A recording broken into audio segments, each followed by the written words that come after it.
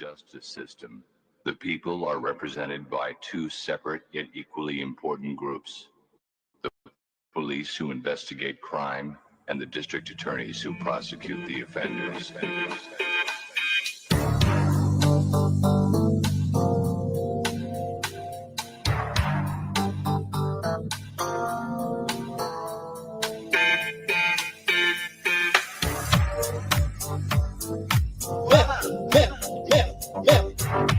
That's assault, man. That's assault, man.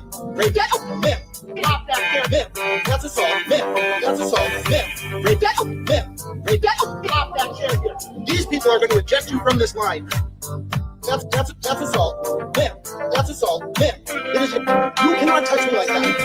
Oh, I will be telling you exactly what happened. Break that up, man.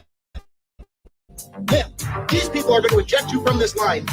That's assault. That's assault. We have video of her just touching. Out of that jail, I will. Excuse me. Ma'am. Excuse me. Break that up. That's assault. Ma'am, you cannot touch me like that. Break that up. Break that up. Break that. Break that. That's break that up. Break that up. Oh, I will be telling you. Break that up. Break that up. That's assault. That's assault. That's assault. Break that. That's assault. We have video of her just. These people are going to eject you from this line. Out of that show, I will assault. It is incredibly appropriate. I will. You cannot touch me like that. That's assault. Break that up. Flop that chair here. Ma'am, you cannot touch me like that. It is incredible. That's assault. Break that up. That's assault. Break that up. Flop that chair. Ma'am. Flop that chair. Ma'am. Flop that chair. Ma'am. These people are going to eject you from this line. Break that up. That's break that up. Break that up. That's assault. Break that up. Ma'am. Break that up. Oh, I will. Ma'am. That's assault. That's assault. Oh, I will be telling you exactly what happened. Flop that chair here. That's assault. Break that up.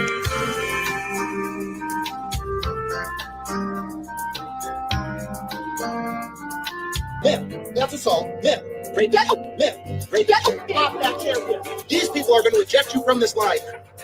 That's assault. Ma'am, that's assault. Ma'am, it is. You cannot touch me like that. Oh, I will be telling you exactly what happened.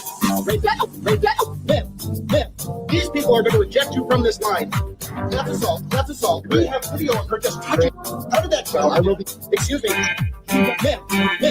Excuse me. Break that up. That's assault. Excuse me. That chair. Ma'am, you cannot touch me like that. Break that up. Break that up. Break that. That's break that. Break that. Oh, I will be. Break that up. Break that up. That's assault. That's assault. That's assault. Break that. That's assault. That chair. We have video of her just. These people are going to eject you from this line. Out of that show, I will assault. It is incredibly appropriate. I will. You cannot touch me like that. That's assault. Break that up. Flop that chair here. Ma'am, you cannot touch me like that. It is incredible. That's assault. Break that up. That's assault. Break that up. Flop that chair. Flop that chair. Flop that chair. Ma'am, these people are. These people are going to eject you from this line. Break that up. That's break that up. Break that up. That's assault. Break that up. Ma'am, break that up. Oh, I will. Ma'am, that's assault. That's assault. Oh, I will. That's assault. That's assault. That's assault. That's assault. That's assault. That's assault. That's assault. That's assault. Oh, I will. That's assault. That's assault. That's assault. That's assault. That's assault. That's assault. That's assault. That's assault. That's assault. That's assault. Oh, I will be telling you. That's assault. That's assault. That's assault. That's assault. That's assault. That's assault. That's assault. Oh, I will be telling you exactly what happened. Flop that chair here. That's assault. Break that up. That's assault. That's assault. Oh, I will be telling you. That's assault. That's assault. Oh, I will. Telling you. That's assault. That's assault. That's assault. That's assault. That's assault. That's assault. That's assault. Oh, I will. That's assault. That's assault. That's assault. That's assault. That's assault. That's assault. That's assault. That's assault. That's assault. That's assault. Hey, it's Frankie Finabla here. Why are you gonna spend your Sundays down at your local farmer's market buying strawberries when you can be here in Revere buying some Fruit of the Loom Kid at the Revere Flea Market?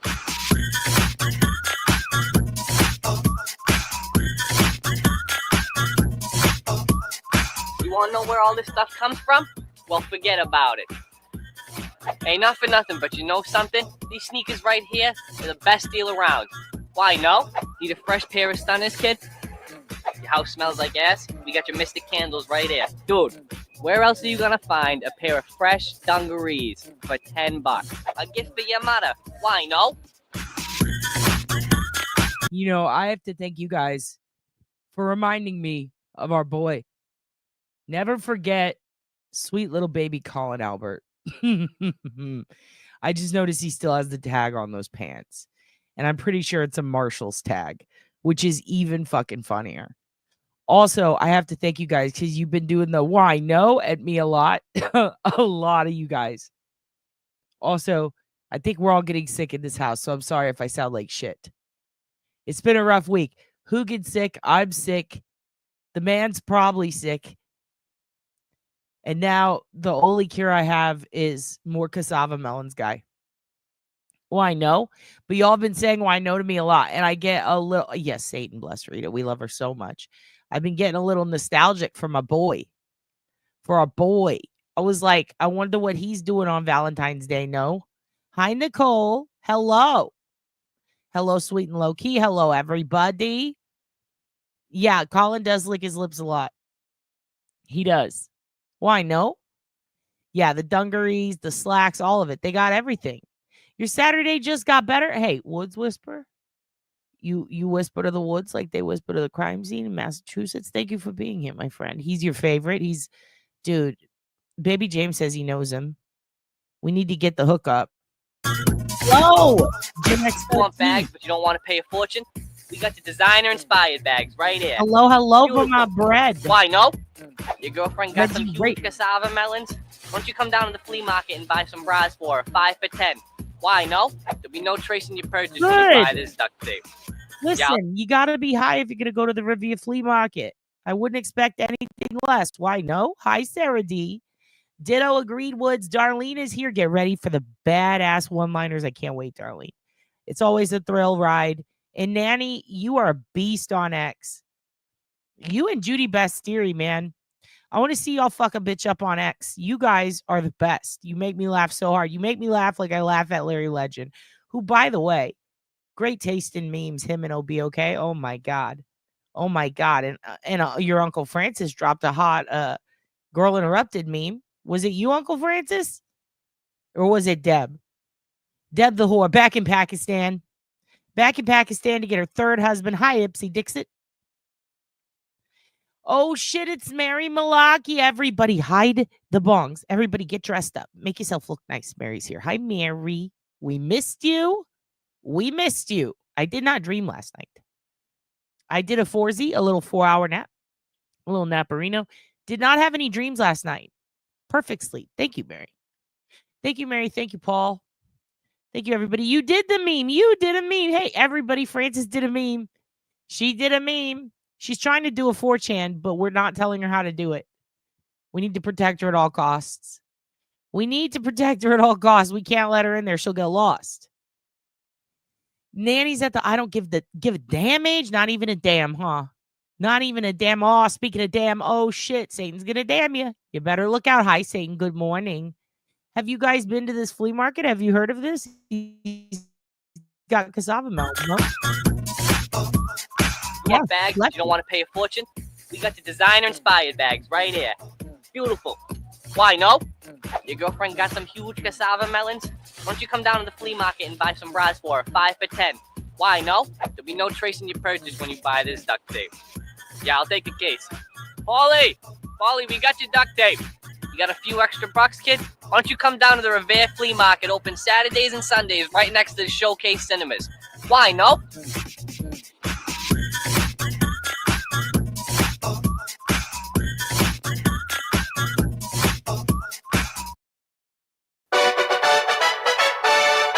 And you know I had to do it to you. This is the last one before we get started, but you know I had to do it to you. Self-defense means meeting violence with violence.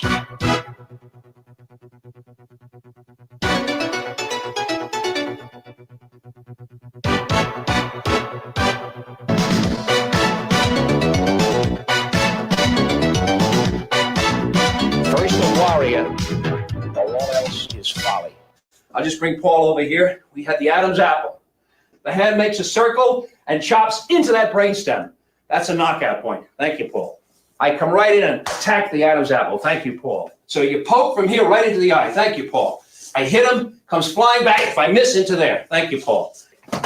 As you can see, there's a lot of force. Thank you, Paul. And we're squeezing hard behind the windpipe. Thank you, Paul. I follow through with the strike. Thank you, Paul. Wham, like that. Thank you, Paul. Kick, like that. Thank you, Paul. Coming right down on the skull. Thank you very much, Paul. Thank you very much, Paul. Thank you very much, Paul. Thank you very much, Paul. Out of that circle. By following McSweeney's self-defense, you're going to be able to maintain a strong, healthy body and to protect it throughout your entire lifespan, or until you become disabled or fragile and weak. Disabled or fragile and weak. So I got one more I want to show y'all, but it's not on this playlist. Hold on. Good morning, everybody. I see Stevie's in here. Everybody's here. Fabulous entrance, as always, with Stevie. We got J-Rock up in here. Cursey Nursey. How much have you been cursing lately, Nursey? Because I've been cursing a lot. I found a white hair, like a long one, which means that it's been there. It's like when someone's hiding in your attic. It's like, what are you fucking doing here? How have I not seen you before? How are you right above me this whole time? And I didn't fucking know. And I saw it and I said, pluck. And then I pulled it out and I didn't pull it out. I pulled the hair next to it and it hurt really bad. And for some reason, it's really hard to get out. I mean, I thought I got it and then I saw it again. And then I'm like, there can't be more than one. God damn it. What does it mean? What does it mean, Nanny? Whatever. Hello. Hello, everybody. We've got Stevie. We've got everybody. We got Hello Sunshine, Nanyasha Business, Calamity J. The Big Clam is here. Big Clam is here. Andrea with your smooth, sick accents. Hello. Getting tacos? What kind of tacos are you getting today? Harumpha. Hid in our attic. Oh, no. The first gray hair on the head. Usually I get little grays here. And I've had a few gray. I've had a gray or two on my chinny chin. We all have hairy faces, right? This is normal. I've had a long gray. Yeah, I get them in my eyebrows. It's pissing me off. You fucking a lot? Oh, a fucking lot. You cussing a fucking lot. I thought you said I fucking a lot. I was like, good. Good. Now 2 more will grow and it's fuck. What if they already grew? You found your first at age 8? That's because you were born a nanny. You were born a nanny. Some people are like that. Your nanny used to threaten us with him? Uh-oh. With who? With who? Andrea, the pic of you yesterday. You're so pretty. Andrea's so pretty. You're all so pretty. Someone went on a date last night. Oh, my goodness. Everyone, it's Rabbit. Hello, Rabbit. I'm excited to hear you. How are you doing, Rabbit? Oh, yay. All the kids are here. Almost. We got a few more, I'm sure, that are coming. And if not, they're passed out because they did too much alcohols. You were white hair at 40? I'm 40. Fuck. It's happening. Actually, I want all white hair or none. I don't just want 1 or 2. Are you going to do it again, Clam? What are you going to do? What do you got? Frank has so many suitors trying to bone. Try to bone her on dialysis. How's that feel, Frank? You dialysis slut. I'm so excited for you. I'm so excited. We're going to have to do a Bachelor episode. We're going to have to do one. Rabbit's been hiding in her rabbit hole. In fact, since Rabbit's here, I'm definitely going to show this. Now, I don't know who this guy is. I don't know what his deal is. I just know that I've seen a couple of tweets with him in it recently, and they fucking kill me. They make me laugh so hard. And I'm like, oh my goodness, I have to show the kids. I have to. I've already personally messaged it to every single one of my friends on Twitter. We miss you. Oh, Rabbit, you're going to love this. Watch this guy. This guy's going to make you guys so happy. This is going to give you the best weekend. This is the best thing I've probably ever seen on the internet. And I've watched it 65 times. Sup, nerd? Sup, nerdy Ernie Birdie? I don't think you understand. I thought it took hard street type stuff. It was funny as fuck. Oh no, what happened to you? You had a good Valentine's Day, Clam? Vicky VC's Rabbit. I'm not muted. Are you muted? I think you're muted. There's no way I'm muted. You guys can hear me, right? If I've been talking this whole goddamn time and you guys can't hear me, I'm going to be pissed off. I'm going to be real pissed off. Do I need to check my settings? What's happening? I'm muted. Shut up, Melissa. Am I?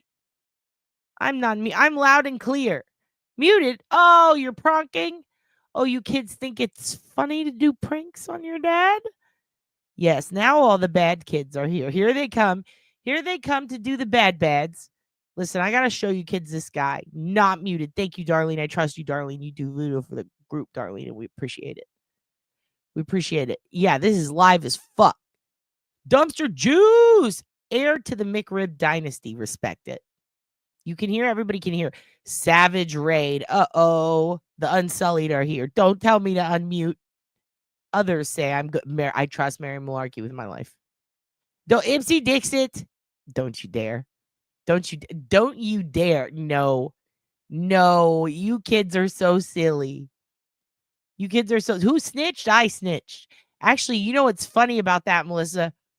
When we talk about Hank Brennan, oh man, you're gonna love the title of one of the training.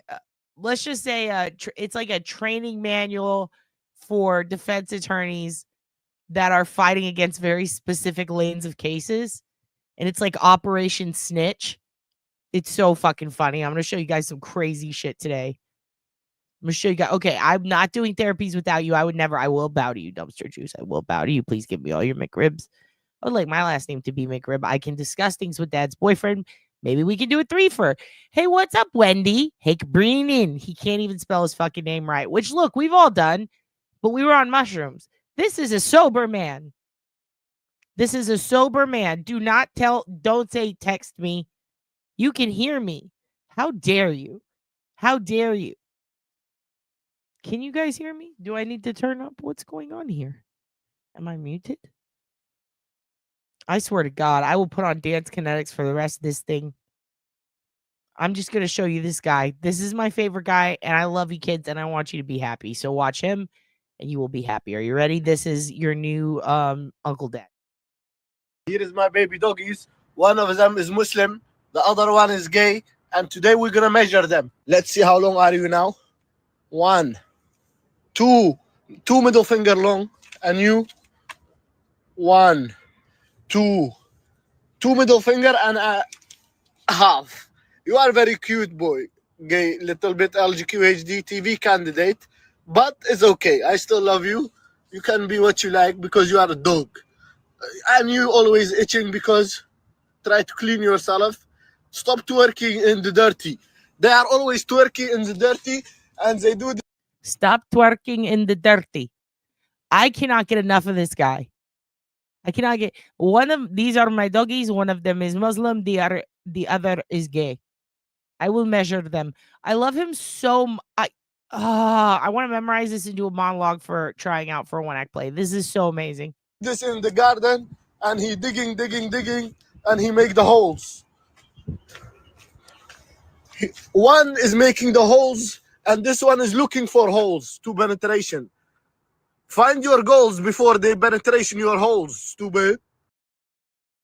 Okay, yes, we're going to play it again. There were so many things. There were so many things in this that were perfect. Find your goals before your holes. Susie is trans and no one cares. We just let them live their way of life. He says, I don't even care if you're gay. You're doggy. It's okay. What? This guy is the best. He's so fun. And Hugin's gay. For those of you who don't know, Hugin is out and proud. I'm a member of P-Flag. And this guy, this one is Muslim. The other one is gay. I love him so fucking much. Like, he digs the holes for penetration. Like, he's basically fucking Borat with puppies. I love him so much. Oh, my God. Here is my baby doggies. One of them is Muslim. The other one is gay. And today we're going to measure them. Let's see how long are you now. 1, 2 middle finger long. And you. 1, 2 middle finger and a half. You are very cute, boy. Gay, little bit LGQHD TV candidate. And then he drops a Papa Sean right there. Little bit LBGTQHD TV candidate. This is LGQHD TV candidate, but it's okay. I still love you. You can be what you like because you are a dog. And you always itching because try to clean yourself. Stop twerking in the dirty. They are always stop twerking in the dirty. I gotta go back to that part. very cute boy. These are my doggies. Gay, little bit LGQHD TV candidate, but it's okay. I still love you. You can be what you like because you are a dog. And you always itching because try to clean yourself. Stop twerking in the dirty. They are always twerking in the dirty, and they do this in the garden, and he digging, and he make the holes. One is making the holes, and this one is looking for holes to penetration. Find your goals before they penetration your holes, stupid. Here is my...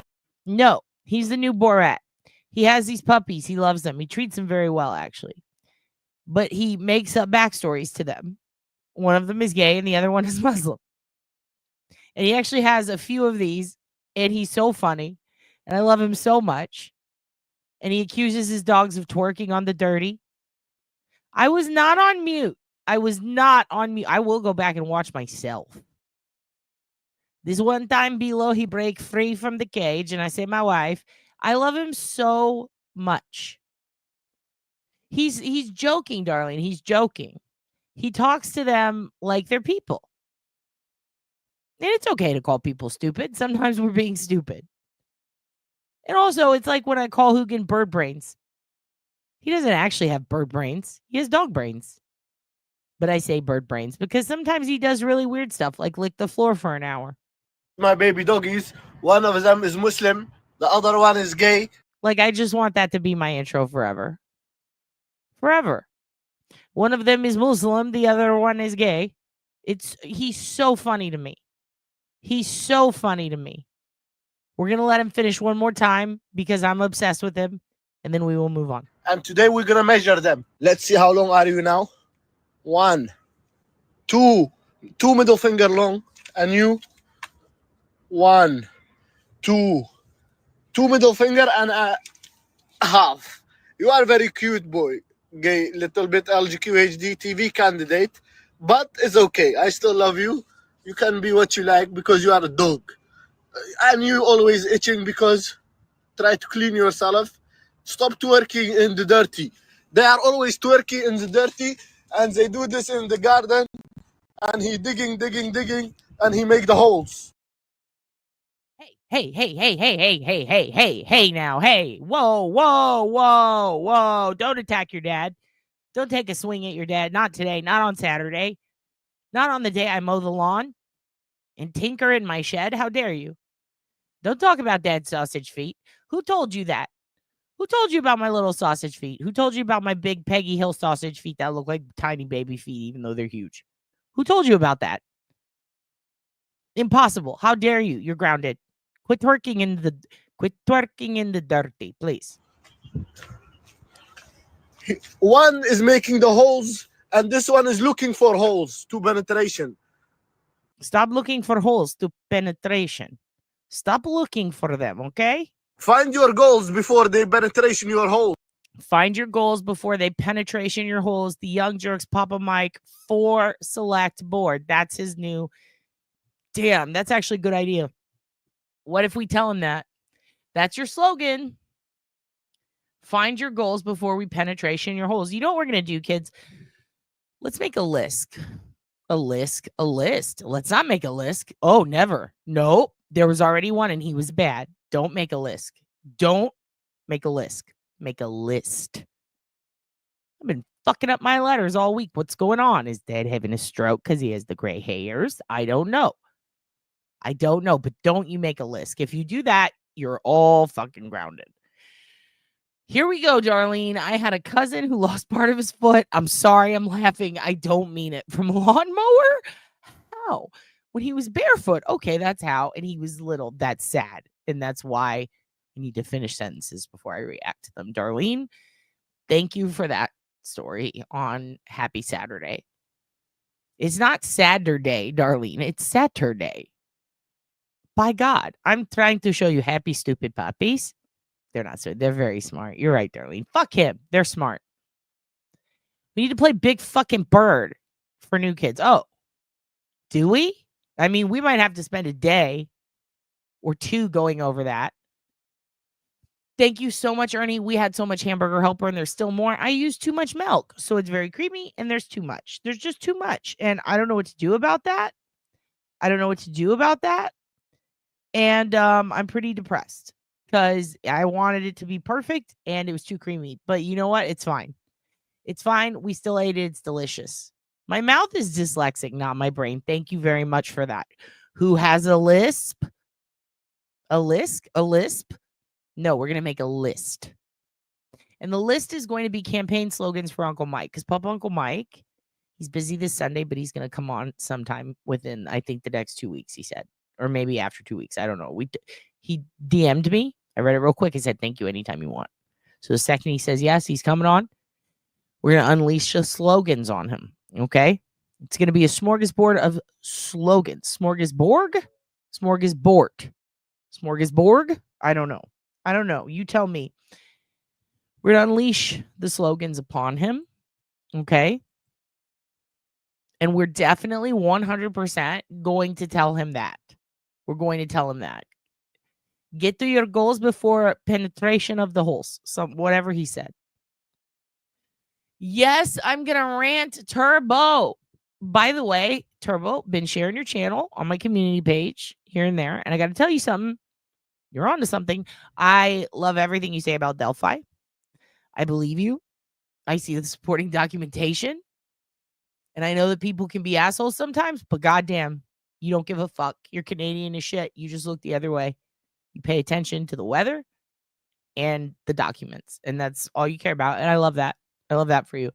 I love that I can read your shit and I'm not going, wow, these are a ton of weird opinions that don't seem hinged.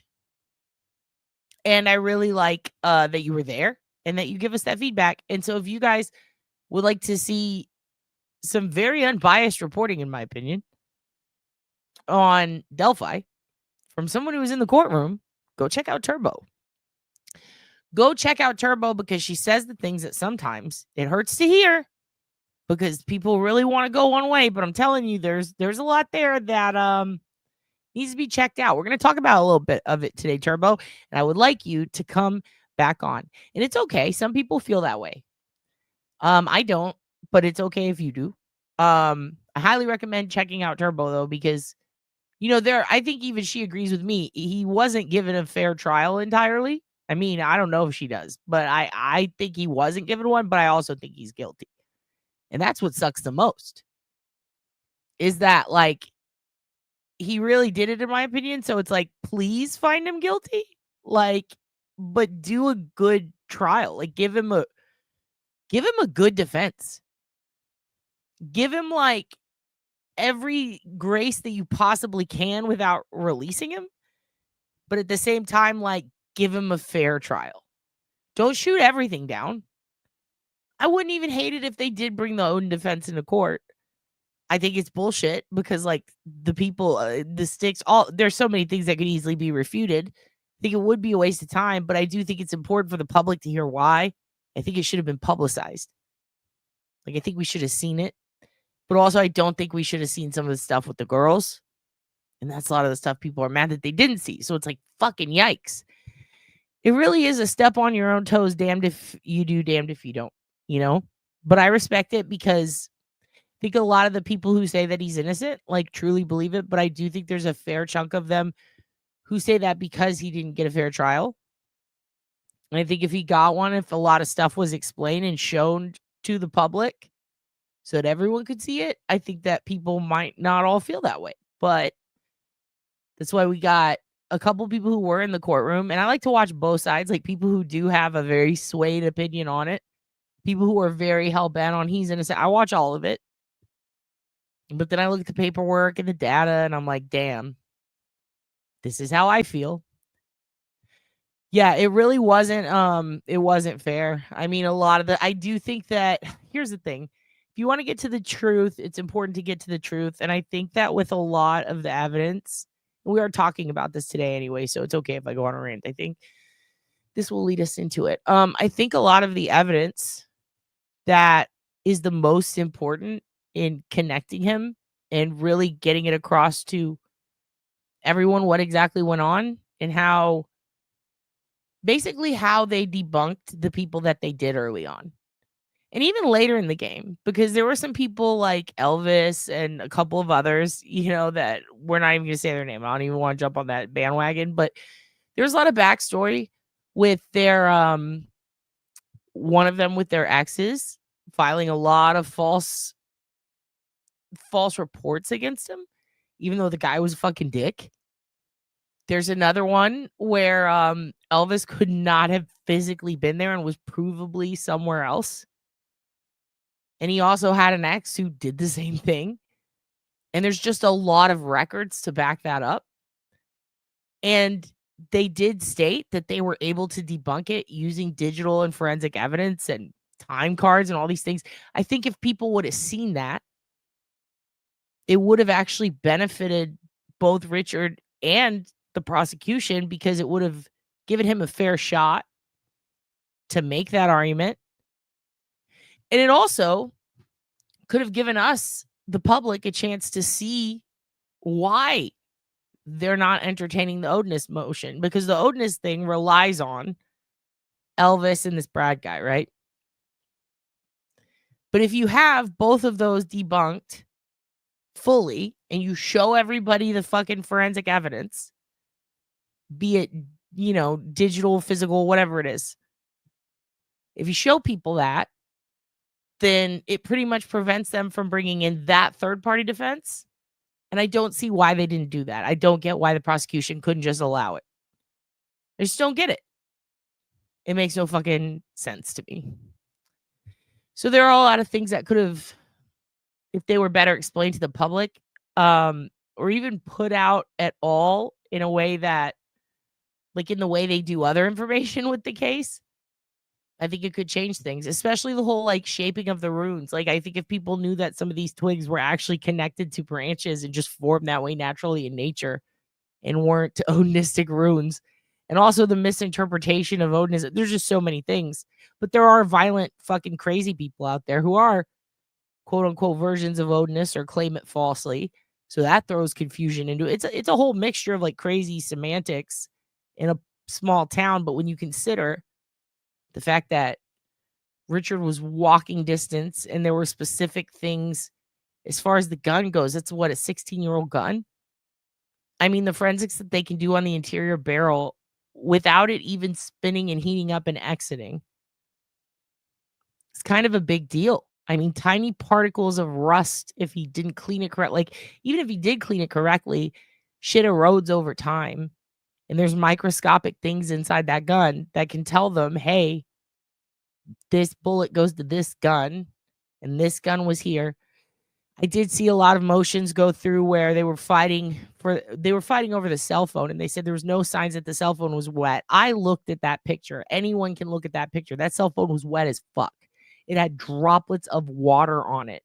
You could also see blood on the leaves around it. And so when I see people go, where's the blood? The phone was dry. I'm looking at the evidence picture, which is public now, and that's just not true. So I can't entertain that shit. So when people say that stuff, I got to kind of look and go, well, what else are they saying? And then you have to go pull it up and look yourself, right? So there's a lot. Well, I think potatoes are it's probably going to damage the potato. In this case, metal on metal, or brass on metal, I should say, does a whole different service to the inside of a weapon, to the nicks, if you will. I mean, just a tiny bit, a shaving of a piece of wood, or if let's say he's filling brass, he's got a reloading table. I don't know if he does, but let's say he does, and a couple of specks of something get in there. Then when that scrapes against it, you're going to start seeing little, not striations, but you're going to see little tiny markings that you can barely see. And it's all of these specific things that lead up to them going, And that's true. The same caliber bullet found at the crime scene was also found in a keepsake box. And what else was in that keepsake box? Do you remember, Jinx? Pictures of the bridge. A lot of weird shit. I mean, there's a lot of things that we don't really see advertised as much as other stuff. It's kind of weird. But I do agree. Give that guilty bastard a fair trial. That's the best way to put it. I can't think of a better one. I mean, in my opinion. But I do think that, I mean, first of all, when Coffindoffer is homies with the people who they are citing as the experts in ballistics, you got to take a step back. You have to. Yeah, and we've only seen a few exhibits. I would love to see that too. And it's not even just markings. They can swab it. And they can see, like, for example, if you clean your gun with a very specific type of oil, you're cleaning the inside, the outside, when you're fucking cocking it, you clean all that. You put a bullet in there that's never been in that gun, it gets a little bit of those oil particles on it. You have the oil in your house. Like, there are so many different ways they can connect this shit without the bullet ever firing. And it pissed me off that they focused on this one specific, it was like a symposium, like how John Ray does it, but of ballistic experts. And some of them are homies with Coffin Slopper. And she was quoting them, talking about how there's these conferences where we go there and we talk about, my dad's a fucking gun nerd. He builds weapons. He builds guns. When I talked to him about it, I mean, he's not even into true crime shit. And he was like, oh yeah, this is like, you could still do damage without a bullet exiting. And if you could do interior damage, then that changes things. But it's not just the metal on metal, or the brass on metal, should I say. It's also the stuff that is touching it. I mean, there's just so many different things that add up to fuckery. There's just so many. Also, when a couple of his coworkers and people were saying, oh yeah, that sounds like him. When people are saying there was never a domestic disturbance at his house, and there fucking was. When people are saying he was already in psychosis when he wasn't yet, and that's documented. You were reviewing all the exhibit. Can we get you to come on sometime, Turbo, and talk about this with us? I ask you that all the time, but we need like a 3-hour sesh with this one. There's just so many things about it that I would like to go through line by line. And a lot of it, I'll be honest with you, a lot of it, I've seen, let me put it this way. If there's a channel saying Kelsey German did it, I don't fucking watch shit from them. They're idiots. They're literal idiots. The dumbest of the dumb. Okay? The absolute dumbest of the dumb. And a lot of the people pushing counter theories that seem to be getting wackier and wackier. They moved on from Elvis. They're back to Ron Logan. Back and forth, back and forth. Do you know who Ron Logan's judge was? Fucking Judge Fouts. I don't see anybody accusing him. He worked at Purdue. He was off by 1 p.m. But you know what else Judge Fouts did? He fucked Ron Logan over a lot. He told him if you get busted again, you're going to jail for a long time. So there's a good reason for him to lie about shit, right? Because he was a fucking drunk. And he's dead now. And they did search warrants on his home. And they tested all of everything they could, forensically speaking. They pulled shit they got a search warrant. They pulled everything they could. Guess who also had a lot of knives? Richard Allen. They both had a lot of that shit. So it blows my mind when I also see people go, well, Ron Logan had knives and was abusive. Well, guess what? Richard Allen had a domestic incident and a drinking problem and a bunch of fucking knives. But what Ron Logan didn't have was keepsakes, same bullet, and a lot of other things, the ability to access the crime scene and make it back in time and get all his shit done in the time it would have taken without being spotted. I mean, he was already wasn't he lying saying he was at a pizza place or an aquarium? I don't even remember exactly anymore. You have 7 hours of transcripts for Oberg with diagrams. The photos of the extraction marks on the bullet are crazy. I would love to see those. Because that is a 16-year-old gun, right? It was like 2001 he bought it. It was like 2017 when they used it. I'm about to sneeze. Fuck. Sorry. I apologize. I'm holding it in right now. My eyes are about to water. Ooh. That's going to give you a lot of individual markings. Also, think about all the times he shot that weapon before that. Every single time the bullet exits the barrel, it changes the inner workings of that gun. It's got to be unique. It's got to be unique. You can't tell me that they convicted him on all that hooey that we've been seeing on the internet from these people who are accusing Kelsey, for fuck's sake. And they had full access to get up Ron Logan's ass, and they did. Ooh, they did. They absolutely did. And they didn't find shit.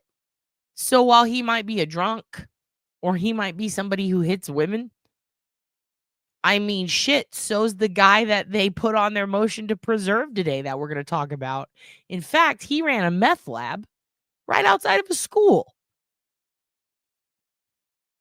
And the motion to preserve is to preserve this guy saying Logan did it, an inmate who didn't just run one meth lab, lots of meth labs. He was fucking Walt White there. He was Walt White. And he had domestic after domestic after domestic, and he constantly drove high on meth. You know, when he got busted the last time, he called the cops on himself. He was in a state of psychosis. And he called the cops on himself. Oh, and the box cutter shit. The one from the CVS, didn't he dump it at the CVS?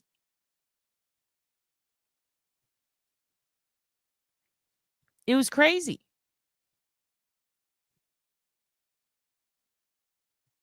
Why didn't anyone throw a fit? Exactly. I'll tell you what else is kind of weird to me is that there's just so many different instances of Richard putting himself there and changing things a little bit. And by that I mean stocks versus fish. He's there taking his daughter's picture. She got her picture taken there. He's got pictures of that shit of the bridge in the photo album. He could walk there from his house. Yet his vehicle was still spotted, right, on camera. He had the time. He openly admitted to having a personality disorder that essentially makes you just do whatever the fuck your spouse wants you to do. His wife is hanging out with some fucking conspiracy theorists. Now they're blaming the the sister.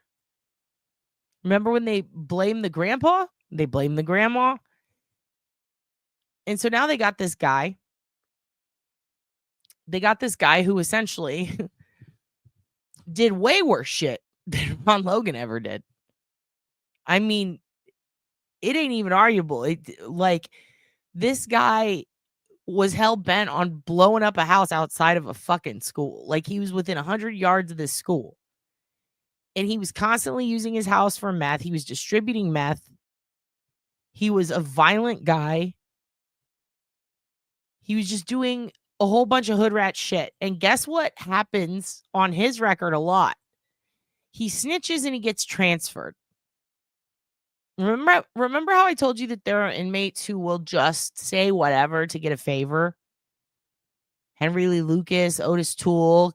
Yeah, I'll confess to that murder. Give me a Dr. Pepper. Well, there's quite a few who also will do all kinds of shit, make up shit, especially if it's high profile or if they see a defense that's willing to. If you are an inmate and you happen to see this shit on the news, or read about it, or somebody you're talking to on a video chat or through text tells you about it, they tell you there's this case. Here's what's happening with it. You're following it. You're from the town. And you're in prison and everyone's talking about it. And all y'all know is that Richard guy. He's a fucking pedo. Oh, we're going to kill him. Like that. It's prison. Down with him.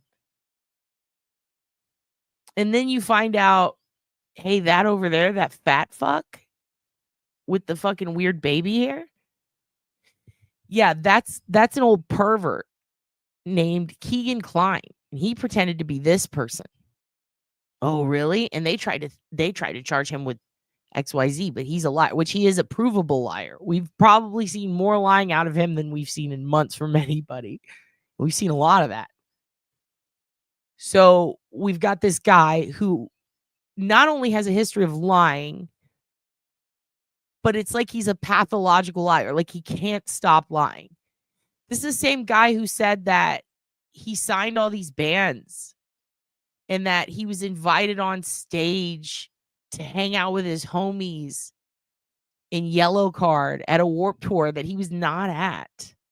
He pretended to run a cannabis company. He stole somebody else's music and pretended it was him on SoundCloud, made a whole persona out of it. He pretended to be in Vegas. He pretended to get bitches. He pretended to be Anthony Shots. And he used to blackmail and sextort girls online. He was a little perv. And he happened to be in the area that day. But here's the thing. You would be shocked at how many people were in the area that day that have sex offenses. Not only on the level with his, but some much worse. Yeah, he had a lot of CSAM. But there were a lot of people in the area that day that live very close to that place that could also walk to it and have a lot of way more fucked up child sex crime charges. Like beyond Jared from Subway sex crime charge. I mean, the fucking one of the volleyball coaches. I mean, the judge he choked a hooker on camera. Ron Logan's judge. Like I don't know how much more fucked up that place gets. So we've got a lot going on in that case. We're going to talk about that. And we've already talked quite a bit about it. But there's so much fucking going on there that, I mean, it's going to take hours. It's going to take hours, but we got to do it, Turbo. We got to talk about this shit because it's insane. It's really insane. And before we get started, I'm going to show you guys something cool. We were talking about Jack the Ripper the other day. And we were talking about forensics, namely fingerprints. Remember Bertillon? So I went ahead and found this for you, and I'm going to link it in the description. And I'm going to pop it on the OSINT cheat sheet later, which, by the way, has been updated. If you don't have the Curious Potato, which I extended it to, or the Dad's Favorite level on the memberships, then you are missing out on the OSINT cheat sheet, which I'm supposed to do 10 links a month, but I've been doing on an average of 15 to 20. Pop them in there a little late. But I decided I'm going to do mid-month because that gives 1 month trial members or people who just want to check it out for a month. It gives them the chance to get 2 cheat sheets, one with more info. So they're getting 2 drops of data instead of 1. So what I dropped this month for February is all vehicle stuff. So it's essentially, and there was 2 months ago, what we did for Christmas is it was a lot of social media, or last time it was a lot of social media backtracing, like how to find specific people by backtracing their social media, reverse searching their social media. And then before that, I believe was when we did all of the serial killer, sexual sadist, and different kinds of murderers, behavioral analysis, forensic study links. So it's just a shitload of articles, a lot of them from Ann Burgess, John Douglas, Olshaker, and it was a ton of different research studies on serial killers, their minds, their brains, namely sexual sadists, because specifically we were discussing Rex Heuermann. So that dropped that month. This month, it is all about vehicles. So there's license plate, data lookups, AI car identifiers. So basically you can take any picture of any car and run it through this app, and it's going to tell you, or program or tool, and also the coding from GitHub for all of that. I call it GitHub. It's GitHub. But all the coding from GitHub, everything that you need for that. So you could just scan a picture of a vehicle and it'll tell you the make, model, fucking what panels are on it, what's the fucking horsepower, whatever the fuck you need to know, what kind of engine it's got, what kind of tires fit on it. So it's going to be that. It's going to be a reverse license plate lookup. And most, if not all of the license plate lookups, even if you pay for them, you're not typically going to get a lot of private info for the person who runs it or owns it, I guess. But on the Carfax vehicle history report, you can get pretty much the same amount you can get on license plate lookup sites, even the free ones. In that it can tell you vehicle details for that license plate. You can also reverse search the VIN to get the history report on it. You can see everything that's been done to it. This is helpful if you're looking at a cold case where maybe there was a car accident and you need to know, was XYZ ever replaced?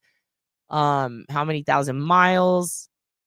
A lot of it depends. So you can go state by state. It depends on the state. Some of the states are more loose with vehicle data, but typically vehicle history reports, Kelly Blue Book sites. What this has is a lot of how to identify vehicles where you don't know anything about it, how to reverse search VINs and get vehicle history reports, and then anything that has a license plate lookup tool that is free or damn close to it, where you can at least get the make, model, year, and what it should look like. So if someone has a stolen plate, you're going to be able to know right away. It's even going to tell you the color of the car, how old it is, how many owners it's had, and some of them it'll give you a little bit of owner data. So it's mainly a lot of that. I'm also going to add this. Since we've been talking about fingerprints, this is the fingerprint source book from the Department of Justice, I think. Or no, yeah, it's the Office of it's the Department of Justice, but it's the Office of Justice Programs for the National Institute of Justice. And it tells you everything that you need to know about fingerprints, about what they can do, what we do, and how you could do it too. But simultaneously, this is kind of a source book for people who actually work there, and it's cool that it's public. And so I'm going to go ahead and add it to that cheat sheet, but I want to show it to you guys and pop a link in here, pop an H on this box so people know there's hornets in it. I'm going to put a link in right here, and I'll put it below if any of you guys want to check that out since our last discussion on this shit, which was the Jack the Ripper episode. I did get a couple of questions about resources for fingerprints, whether they're viable in court. Why do mine look weird? Hey, remember the old man that had no fingerprints that you told us about? Yes, and I showed you pictures. There's no prints. No prints. Hello, Claudia. How are you doing, honey? Thank you. Thank you. I did not write it. The Department of Justice did, but it is available for you and for all. I'll put that link here again. Okay. So I just want to show that to you real quick. So that's going to be available. Okay, let's go. Now we're going to talk about, these are my two doggies. This one is Muslim. This one is gay. Okay. I'll show you guys. First, we're going to go in order. Okay, we got three situations we're going to look at today. We're going to do the monster three, the big three. Okay. Because I want to get them out of the way so I can talk about cold cases again. And the way I look at it is, anytime there's new shit with Karen, I'll cover it if I can. Definitely paying attention to the select board. But in the background, I'm going to keep editing the audio so that I can handle this shit. Because I don't like the audio that has been used. Okay, so I'm going to focus on that. If there's something important that I need to say, I'll say it. But today, I have finished my dossier on Hank Brennan. Now, I do have a lot to say about it. So I might have to say more later and say less now. But that time will come. But I did find some really wild shit that I wanted to show you. And we already did History of Hank Part 1. I told you there were a few more things. I want to verify some of it first. I did. And I'm like, wow, that's crazy. Let's talk about that. Okay. So I want to cover that. I want to get the Delphi motions to preserve out of the way. Because for anybody who's asking about them, don't worry. We've already said a lot. I've said a lot about it so far. I'm just going to show you the proof. So we don't have to go too deep into that. We'll go deep into that with Turbo later. Okay. But we are going to hit on that. Because that's in the big news. It's blowing up the fucking sphere. And here's the thing. It's just like the Jack the Ripper shit. We've already heard this before. And guess what? Just like Jack the Ripper and Groundhog Day, Kohberger has the same bullshit coming up again. Okay? It's the exact same motion from a year ago. It's the same shit we've already known. The defense is blowing it up. I don't know why. We've already addressed this. They know more. They're acting like it's important. It's not that important. It's just not. I'll tell you why. Because it has protections. We're going to talk about the mystery DNA today. So we're going to do all three of those. We're going to knock those out. We're going to cover Kohberger here and there because I was obsessed with that shit. And for anybody who wants to know, do you think he's guilty? Yes, I think he's fucking guilty. Yes, I think he did it. So it's Groundhog Day. Yeah, absolutely. For Delphi and Kohberger. We're doing the same shit we did a year ago and 2 years ago. We're doing it all again.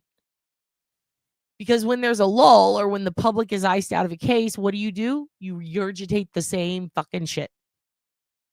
And that's what happens. Just like what happens in the downtime between Karen Reed trials. People are regurgitating the same shit. So if I don't have anything new to add to the topic, I'm not going to add it. But I do have something new today. In fact, I have something that's kind of crazy because it has to do with Nancy Kerrigan. I'll just be honest with you. I'm okay. Guess what? Nancy Kerrigan has now entered the Karen Reed case. We're going to talk about it. By way of Hank Brennan. We'll get there. You're watching a Polish woman edge us with Hank Brennan. Oh no, I'm Jack the Ripper. Don't worry. I'm not going to edge on your scarf. I have information that is wild. Okay. Yeah, you're going to be learning and it's nuts. It is a nuts. Okay, let's go. Let's just do this. First, we'll do Delphi first. We're going to save Hank for last because that's the craziest shit. But Delphi, I'm going to play you some stuff. This is what's going on. These are what the arguments are about.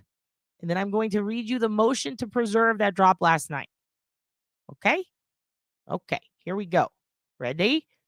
Watch this. This is what's going on. These are just some brief news things to catch you up if you ain't not been paying no attentions. Okay? All right, here we go. Months after a judge sentenced Richard Allen for the Delphi murders, his defense wants his conviction thrown out. Today, his attorneys filed a motion to correct what they call were errors during the actual trial. That motion includes an alleged confession by a man under suspicion since the killings in 2017. CBS 4's Max Lewis breaks down what this new motion says. The defense called it newly discovered evidence that is so significant and entitles Richard Allen to a new trial. It's a confession to the killings of Abby Williams and Libby German made by Ron Logan, who owned the property where the girls' bodies were found. The confession apparently took place inside the Newcastle Correctional Facility, where Logan was serving his sentence for a probation violation. It's there that he got to talking with another inmate in his cell block, Ricky Davis. In a letter signed by Davis in June 2017, he recounted Logan's confession, writing, quote, "He told me he was the one who killed those girls, that it got out of hand. He walked with them in the woods to his property. The girls wanted to turn back and said something about calling the police." Logan apparently went on to say that he, quote, grabbed the youngest girl to reassure her it was okay. However, they panicked, and he also panicked. Logan indicated he ended up cutting the oldest with a box cutter. He went on telling me that he killed both of them because it was taken too far.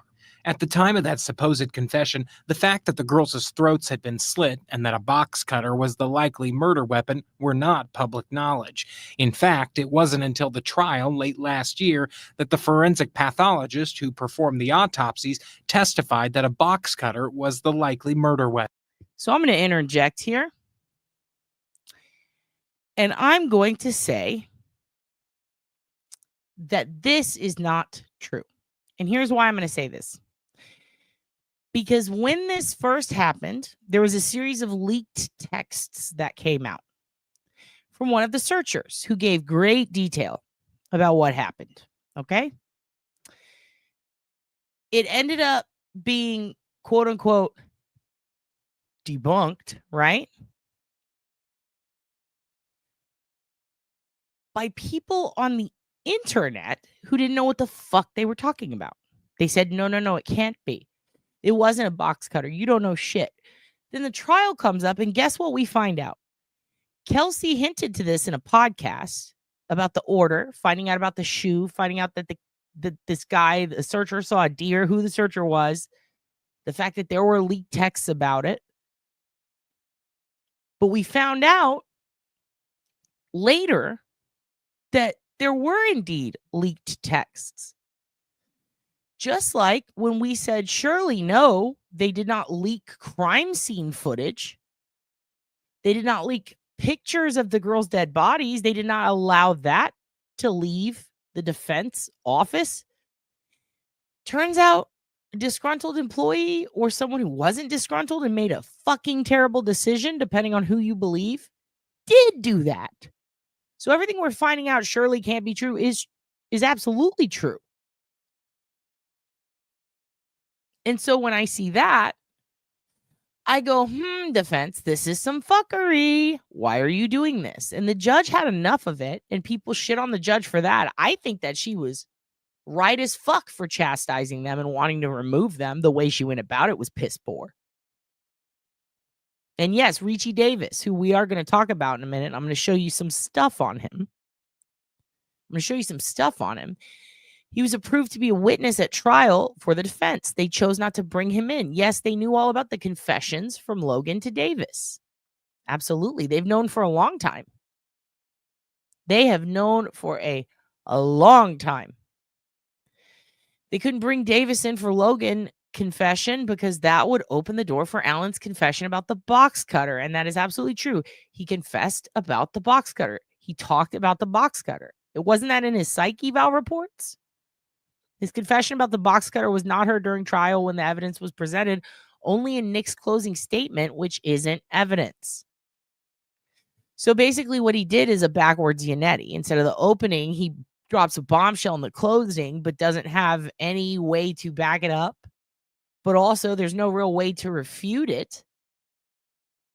I guess they could address it, but it's not considered evidence. We did hear about Alan's box cutter confession during the 3-day pretrial hearings, though. Yes, we did. And so here's the thing. There are people on the internet who went with this. They went hard with this. They were like, oh my God. Turns out none of these texts are real. This didn't happen, blah, blah, blah. This is all bullshit. Then it turns out, yes, it did happen. And if that's true, these are the same people, the people from the leaked texts, people who were there, who saw the bodies, who also were quoted as saying it looks like their throats were sliced clean off perfectly. And then there were rumors about how they had to cover them with a scarf in the coffin. Everybody went, Jesus. And then it turns out what? It was a perfect cut, exactly like those texts. And just like there were people refuting it, there were also conspiracy theorists, because at the time it was a conspiracy. I'll give them that. There were also others who said, no, it was a box cutter. It absolutely was. So it was a rumor around town. And that rumor came from people who were fucking there. And they spoke when they shouldn't have. They shouldn't have done that. So the fact that this guy in jail is saying this, not very surprising, is it? because that was the rumor at that time among locals and people who were there. I mean, it's still on Reddit and all the message boards. Like, you can still go read it in Facebook, I'm sure. So, like, this whole rumor of them having their throats cut with a box cutter. I mean, there were also rumors that they had been stabbed in the heart with sticks. One of them had been stabbed in the belly and was pregnant. So at that point, we had to take it all as bullshit because a lot of it was really crazy. But you can't tell me there weren't people spreading that rumor back then, because there were. The state didn't need the box cutter confession. It had no way to prove it was the murder weapon. They had no idea that Dr. Kaur was going to testify about box cutter until trial. There you go. The defense had every opportunity to introduce the Logan confession to Davis at the trial. They did not, because of Allen's own confession. Absolutely. And because it was moot. Sorry, because it had all been disproven. Like, they got the search warrant. They went through. They tested everything. There was nothing from the girls. So the report of 5 cuts, no, that wasn't a lie. I'm talking about the cleanness. Like, when you cut, and it's like it's a perfect line. It's not serrated. You know what I mean? They didn't mash sticks into their throats. There was like a lot of weird rumors back then. So it was like you had clean slices. You know what I mean? And then one of them looking like a doll. One being clothed, one being nude. Those ended up being true. But a lot of the people who were against that called bullshit on it. The people who called bullshit on the actual truth that we ended up seeing in trial, these are the same people spreading a lot of the misinformation now. Which, it's kind of wild. I mean, I guess I expected it, you know? Yeah, but she was saying they could open the door for it, though. And it wouldn't have benefited the defense, I guess. So that's why they didn't. It's kind of like having it in your back pocket. Like, we could do it, but then we'd fuck ourselves over. So we're not going to. Or we're not going to incite them opening the door, I guess. That's how I saw it, or how I took it. So I do think that it was a situation where they put it in their back pocket and they're like, if we need this later, we can pull it out. And I think they're starting to see that none of their appeals are going to work. Because if the Odin defense was allowed to come in, they would have likely seen all the debunkings and why their guys were not the guys, right? But the prosecution didn't need to provide them with that shit, even though they had it. Because it wasn't allowed in. They don't have to prove, like, for example, if they have a suspect and then they deem this person couldn't have done it and they alibi them, right? And they clear them. If they clear someone, they don't necessarily have to tell a defense attorney every little element to why they cleared them, unless the judge says you have to. And the judge didn't say they had to, because the judge didn't allow it in. So if she had allowed it in, then she would probably have to rule on that, because they'd have a motions hearing. It's fucking crazy. Would allow Logan with Nexus, which could have been argued, yeah, with the box cutter argument. That's true. There's also that. So there's 2 loopholes there. So basically, yeah, it is like that. So here's the thing. Ooh, I want to actually keep reading what Turbo's saying, because I like it. At any point in time, the defense could have presented actual evidence, which they didn't have prior to trial for third party. They could have stopped and deposed Dr. Kaur further right during trial. Not allowing it, yeah. Not only Logan, but the clients too, yeah. Tony and Keegan. Same thing for Weber. The defense flat out argued to the jury that Weber, yeah, Brad Weber, that's who we were talking about earlier, either wasn't there or he drove his Subaru. No way in hell they wanted Weber on that private drive during the crime window. Also, Weber's Subaru was not on camera at all that day. And there was a camera there that would have showed it. He would have had to, if he would have gone from where he lived to the crime scene, to the bridge, they would have seen it on at least one camera. No doubt whatsoever. Had it been the other way, they would have missed it. There's a chance they could have missed it. But coming from where he lives, first of all, what was it? A 30-minute window, which would have been tight. There was no signs that the girls had traveled in a Subaru. He was still clocking out of work at one point, if I remember correctly. He was on camera at a gym in the opposite direction. Like, there's just so much. There's so much. Yeah, they wouldn't allow that. They had the, what was it the Franks? It wasn't the Franks. It was the one before that, right? They actually released the Odinism stuff. We'll talk about that when Turbo comes on, but they released it. I could pull it up in a second. I'm sure I could find it pretty quick. And they put everything in there, including Elvis and Brad and what but it's all what the defense says happened, right? Yep. All these dudes. All of these people have been accused. Johnny Messer was accused because of an online psycho named Sonny Justice. It was her and it was another crazy old lady that was very bullhorn Betty-esque, and they just harassed the fuck out of that kid. And another kid named Keegan. Totally different kid named Keegan. And then Garrett Kurtz. And for a while, they even did dive into that because there were issues with Ashley Garth's, I want to say, dad, and him having done some business back in the day, possibly with someone connected, or possibly Derek German back when he got his charges. But they found that it was non-sufficient. There was nothing there whatsoever. But Brad Holder, him and Elvis were the ones that were being focused on for that, the potential Odinism defense. And it's just really fucking crazy to me that these guys, I mean, one of them was in a hospital, and then he was at home on his phone. I think he was doing, what was it? Was it gambling or bingo or some shit? And they were, I'm pretty sure that was pretty easy because the woman who accused him and said that he gave her, I believe she said he gave her a jacket, a blue jacket, and it actually didn't match the Carhartt. There was just a lot of different things. She had also accused him of shit before.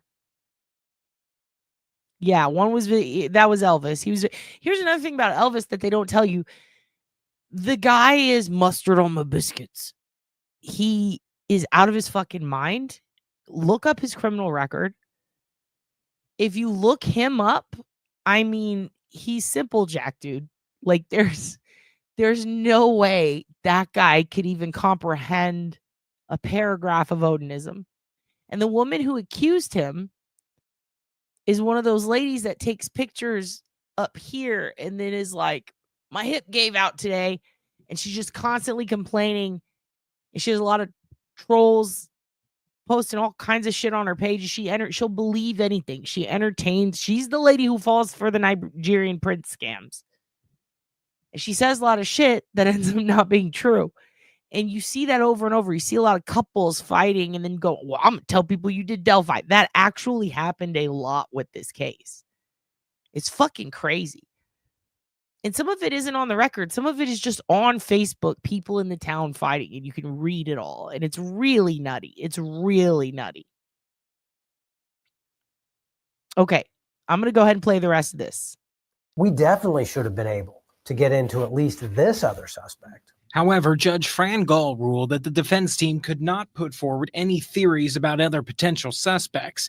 In the early days of the Delphi investigation, Logan was a prime suspect, so much so that the FBI was able to secure a search warrant for his home. It's unclear if they ever found anything connecting him to the murders. But Allen's attorneys say that confession and the details in it exculpates Mr. Allen and would probably produce a different result at a retrial. Logan died of COVID back in 2022. The prosecution has yet to respond to these claims or any of the others made in these filings. Our legal expert told us right now it is too soon to tell how or if this will affect Richard Allen's conviction for the murders.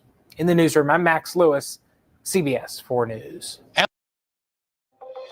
Ugh. I think I'm going to need a Benadryl soon. I can't stop seizing. Okay, guys. So that was the whole situation with Ron Logan that they were recently talking about. But here's the thing. The same shit came up, a fucking year ago. The Ron Logan thing has been beaten to death. Okay? Like, big time. Big time. This is a guy, they had full access to everything.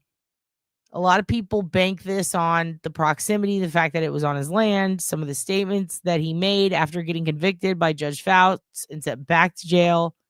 I mean, it was very obvious that he lied, but his incentive to lie was pretty goddamn great because he was told by Fouts, if you fuck up again, you're going to spend years in jail. He's an old man. He's a drunk. He knows he's going to get the DTs. He doesn't want to do that. He doesn't want to do that. Yeah, and here's another thing. Ricci has a history of lying. He's a guy that lies just as much as Keegan does. Shit, Ron Logan lied to the police and the FBI, didn't he? He absolutely did. He lied about the reason that he was going to the pizza place, and his whole thing was, listen, I wasn't supposed to be driving without a license. Excuse me. Oh, Jesus, that scares shit out of me. Sorry, Dave's boyfriend's home. Let me hit play. It's 9:07. New information this morning. A new filing by Richard Allen's defense team calling for new evidence to be produced and preserved as they pursue an appeal on their client's guilty verdict. They're asking for interviews and documents they say point to alternate suspects involved in the murders of Abby Williams and Libby German. Yeah, records say that the Newcastle Correctional Facility inmate Richie Davis told Allen's defense team that he met with two former suspects while in prison, one of which is Ron Logan. He's the owner of the property where the girls' bodies were discovered. Davis alleged that Logan confessed to being involved in the murders alongside two other people. Davis also claimed that Kagan Klein, another inmate, had told him information that, quote, could only be known by someone involved in the killings. Klein also alleged. I want you to keep in mind, Kagan Klein also has an open line to every single bitch on earth that is obsessed with this case, who watches this case, who follows the news with this case. He is a text message away from knowing everything there is to know about this case. He talks to the murder sheet. He watches the TV. He reads the newspapers. He knows what's going on. He's friends with other inmates who knew what was going on and then showed up late. Everything that he said happened is 100% either an internet rumor that has already been put out on social media that a lot of people believe, or it's something that factually happened. Kegel Klein, that is very funny. You're very funny. So consider that, and consider that he is a pathological liar and that he has already tried to insert himself into this case multiple times and then immediately tried to distance himself. He loves attention. If he cannot get his commissary, he inserts himself into the case again. He knows how to spread rumors. He's done it before. This is a man who said he's friends with Yellow Card. This is a man who said that Simple Plan are his homies. And the whole time he's doing that, he's playing Xbox, fapping it to kids in his living room of his dad's house. I mean, Jesus Christ. And yeah, Core is a pretty big fucking deal. He's a big fucking deal. He's a big fucking deal. You know? Just a thought. Allegedly told Davis Richard Allen was not involved in the murders. Neither Logan. Also, Click went crazy, and we did go over some of Click's old issues. I mean, the guy, he had a whole situation with, I think it was him with the CPS thing. Like, all the investigators on this case who got fired or resigned or quit or went on to become teachers or just left the case in general. I mean, aside from one or two officers who worked it, old guy who gave the statement about the shack that everybody hates. I can't even remember his name right now. He's like the police chief and shit. I like that guy. I don't care what anybody says. I like him. He reached out. He wanted help. He did as much as he could. He was fucking crying, dude. You know I hate it when dads cry. He did podcasts with the sister. He was very connected to the victim's family. He cared a lot. Carter. Yes, I loved Carter. And then the other guy that everybody fucking hated, the other sheriff, they hated him because his brother was a pedo in prison. And they said, oh, how can the sheriff's brother be a pedo and he's not a pedo? Well, because we're not our fucking weird brothers, okay? I mean, it's very simple shit here, people. It's very simple shit. Like when you see Carter up there crying and bawling and interacting so much with the victims' families and constantly talking about the case. Yeah, and you love Cobra Kai, and that's why you cried during it. I bet you genuinely love Cobra Kai, didn't you?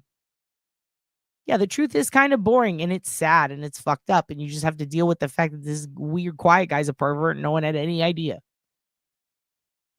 But, like, it's fine. I mean, I do think they gave him a shit trial for a while. I think there's a lot they could have covered and debunked that would have made it so honor makes you cry.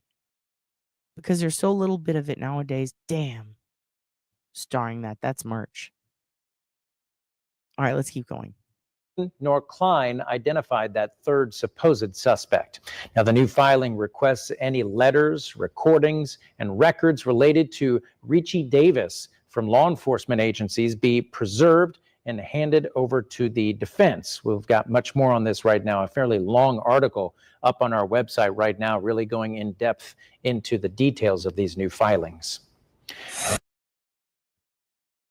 No hype. Okay. We're not going to watch a Cuomo right now. I promise you that. I promise you that. Here's what I is going to show you. I'm going to show you something crazy. I'm going to show you that motion to preserve and what it's about. It is a lot. It is a long read. I'm going to give you some of the basics, a little bit of a summaries, if you will. Okay? So here we go. And I am going to put it below. But this is the evidence that they really want to preserve real bad. Actually, let me open that new tab. And follow the chain on this one with me. Like, follow the breakdown, follow the chain, because it's a doozy.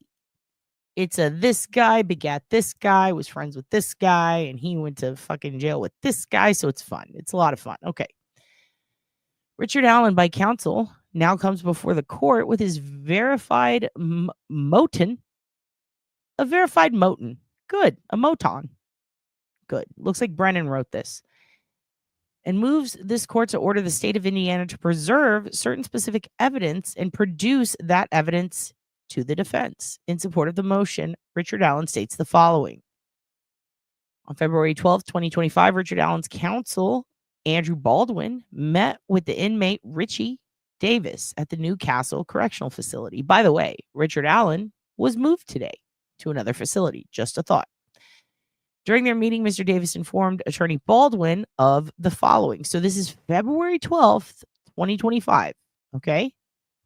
So this was 3 fucking days ago. 3 days ago, Baldwin, old suits du jour, meets with Richie. Richie, by the way, big meth guy. He's a meth guy. He cooks meth. He loves meth. He loves meth. He cooks meth. He narked on himself one time. He likes to attack people. He lies a lot. And if there's one thing about Richie you need to know, it's that if you look up all of his fucking records, you're going to find out this guy really wants out of jail. He might even learn a bit of law to try to get himself out of it. He likes to get transferred. He likes to get transferred. You have to be careful when inmates are constantly confessing to things, offering to help with things, spreading rumors about things, bringing those rumors to lawyers, and then trying to get transferred a lot. And I'm not going to say he did that a lot, but he definitely did it a few times. Consider this. Consider this when you're looking at Richie, okay?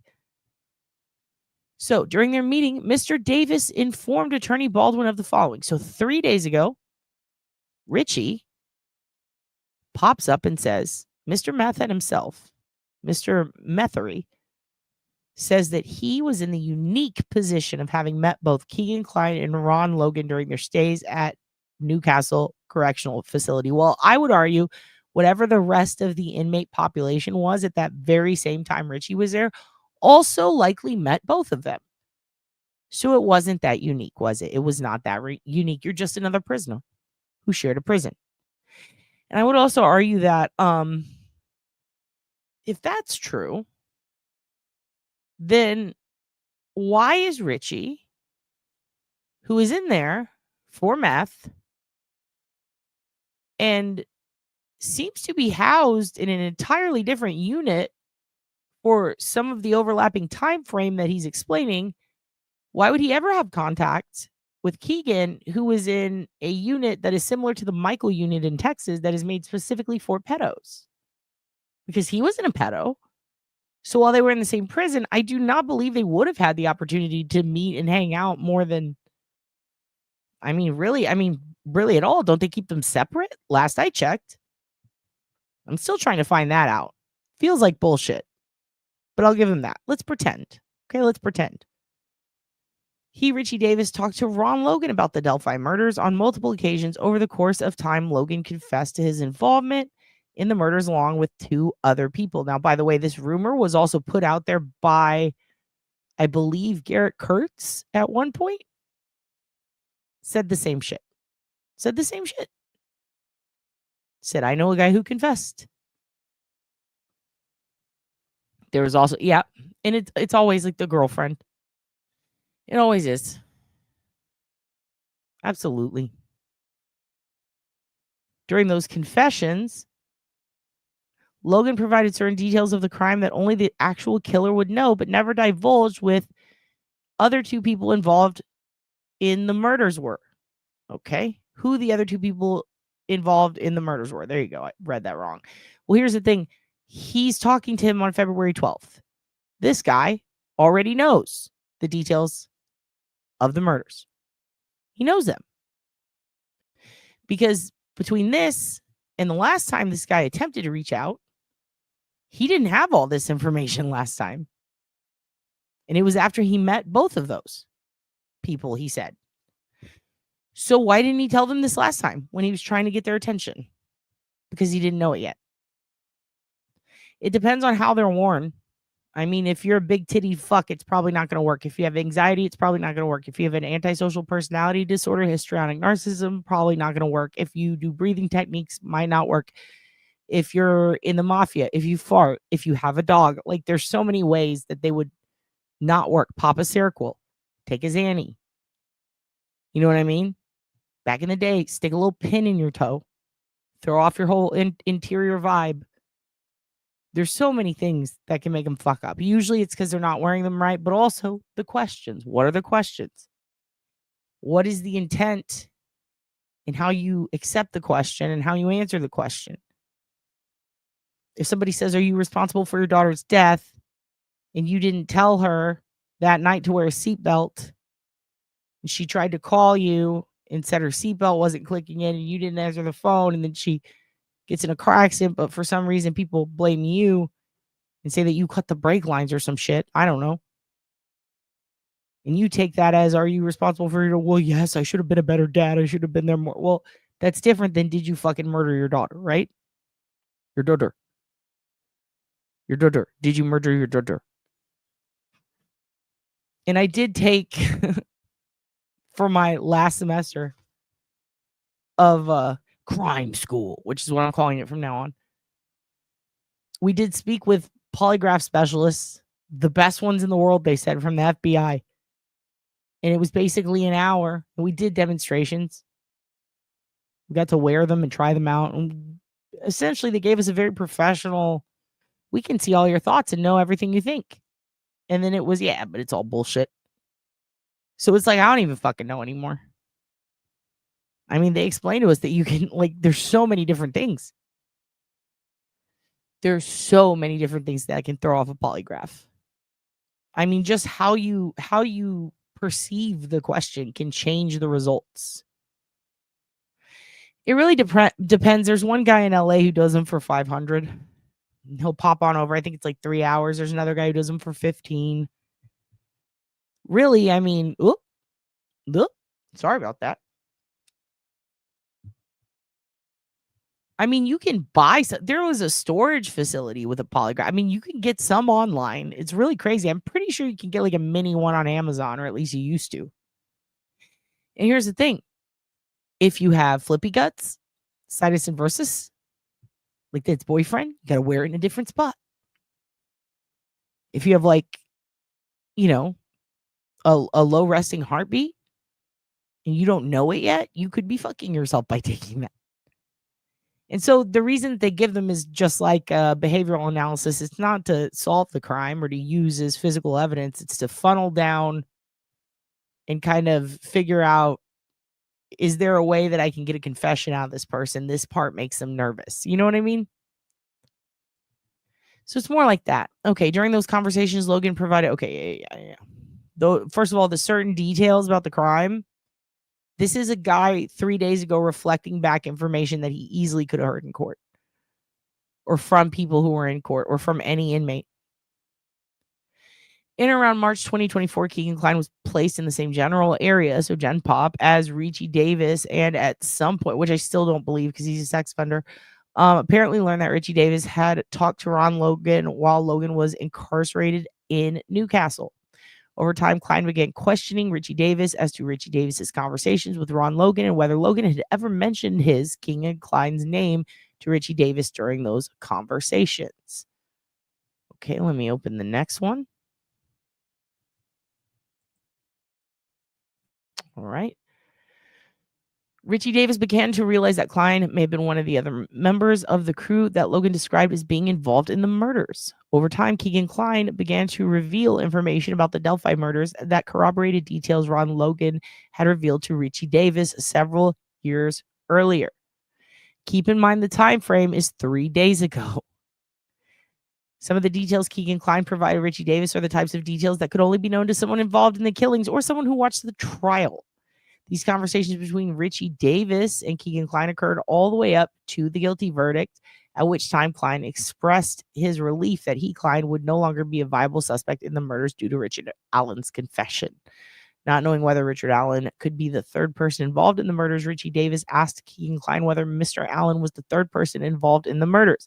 Kline replied that Richard Allen was not the third person and that he had nothing to do with the murders. So we have a pathological liar going on and on and on. He talks about how they both used burner phones and Ron was inept. Well, I can believe that an old guy doesn't know how to work a burner phone, but here's the problem with that. The FBI seized all of their phones. All of their phones. And if he did use a burner phone to talk to Ron, and Ron didn't know shit about phones, and Ron didn't know he was being searched, he wouldn't have had time to dispose of his phone before being searched. So if that's true, as they say, up until the time of, then why were those burner phones not found with that communication? Because I think if they were found, it would have been a big fucking deal. We're going to skip down a little because it's literally just a bunch of, I'm going to post this so you can read it all. But this is interesting. He says he believes he sent as many as 8 letters to McClelland's office here and after the Davis letters and presumed that McClelland was sharing the context of those letters with Richard Allen's defense team. Okay. 1 second. Let me lube my throat. At their February 12th, 2025 meeting, Richie Davis further admitted that when Attorney Baldwin met with Richie Davis on March 27th, 2024, so clock that, 11 months ago, that he, Richie Davis, did not provide all of the details that he knew at the time to Attorney Baldwin for 2 reasons. So, oh, by the way, here's why I didn't include all this important shit that I claim to have known all this time. Here's why I didn't provide that to you until now after the trial where all that shit's come out. Here's why. Here's my reasons.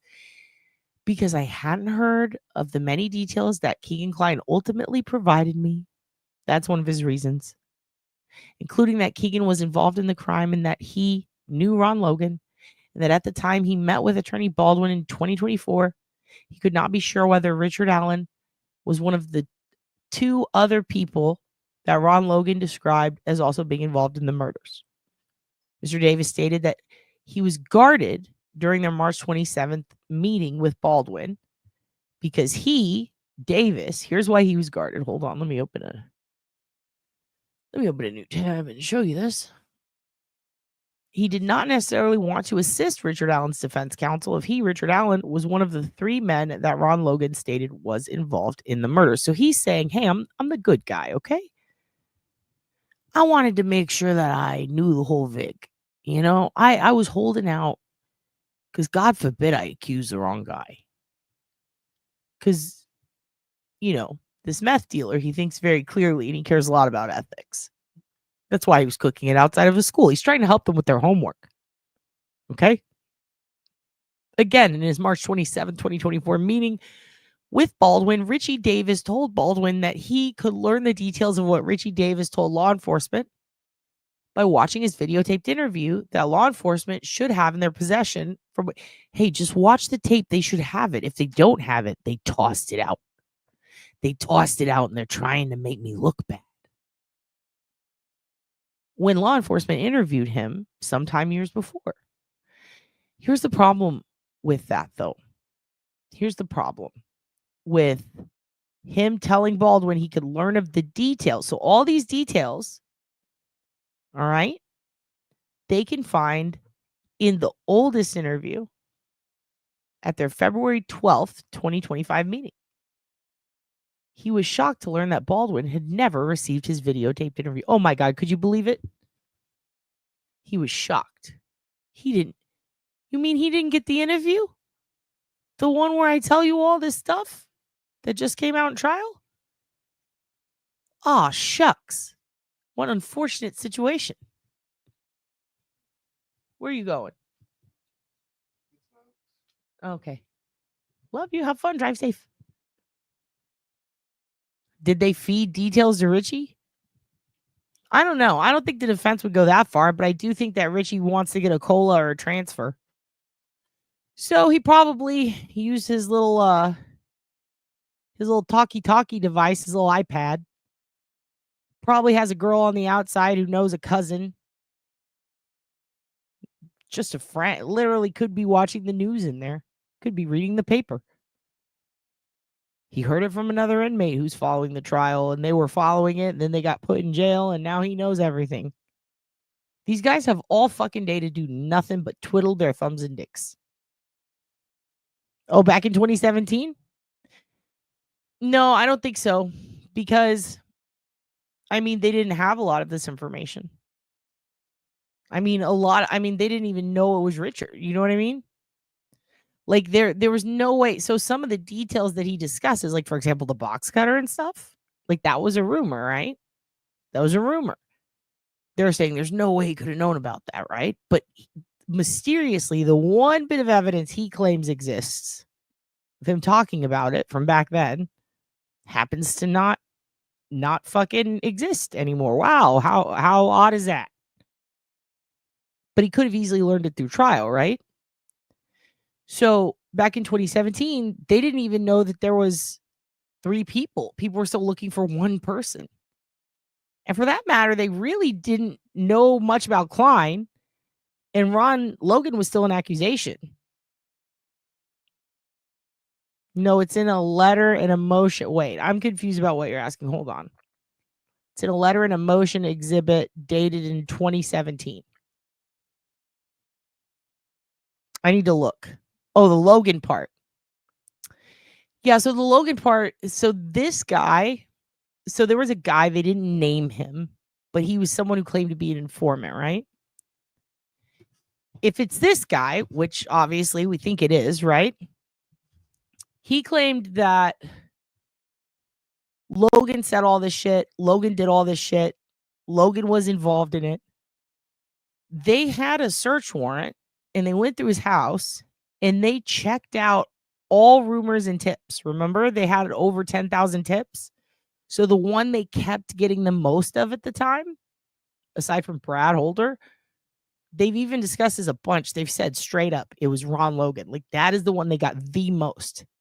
And they not only had one inmate that they stated, there was another 2 separate inmates. And then I think another even, or it might have been a woman who was dating an inmate, who had all pointed to Ron Logan. So what I'm thinking is that a lot of people at that time were spreading all these rumors about Logan, and they knew that a search warrant had been done, and that was all over the news. Everyone in the town knew. Well, there were rumors about it because the guy who found them with the deer, the one who sent all the text messages, so he told, like, I don't know if it was his ex-wife. I think they're not together anymore. It was either his wife or his girlfriend. I believe he was a cousin or something. He was related to the family.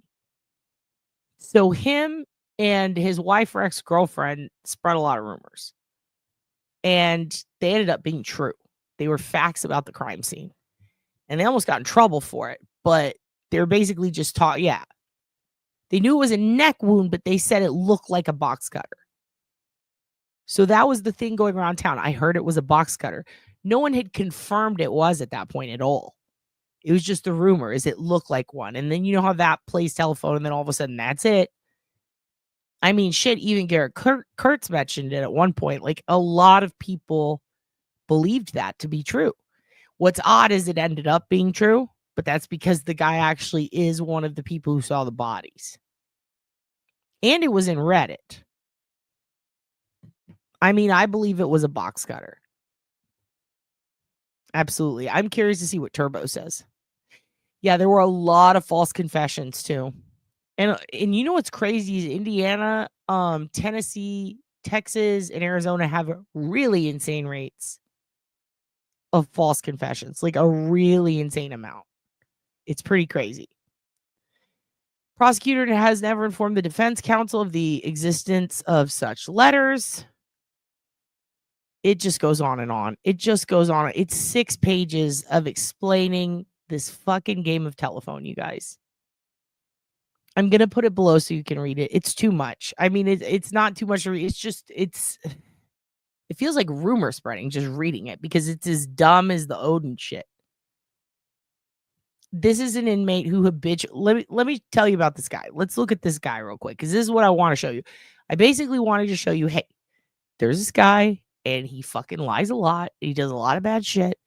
And he has every reason to want to get out of jail. And he's constantly trying to get out of jail. He has an insane rap sheet. And he is straight up, like, he puts people in danger all the time.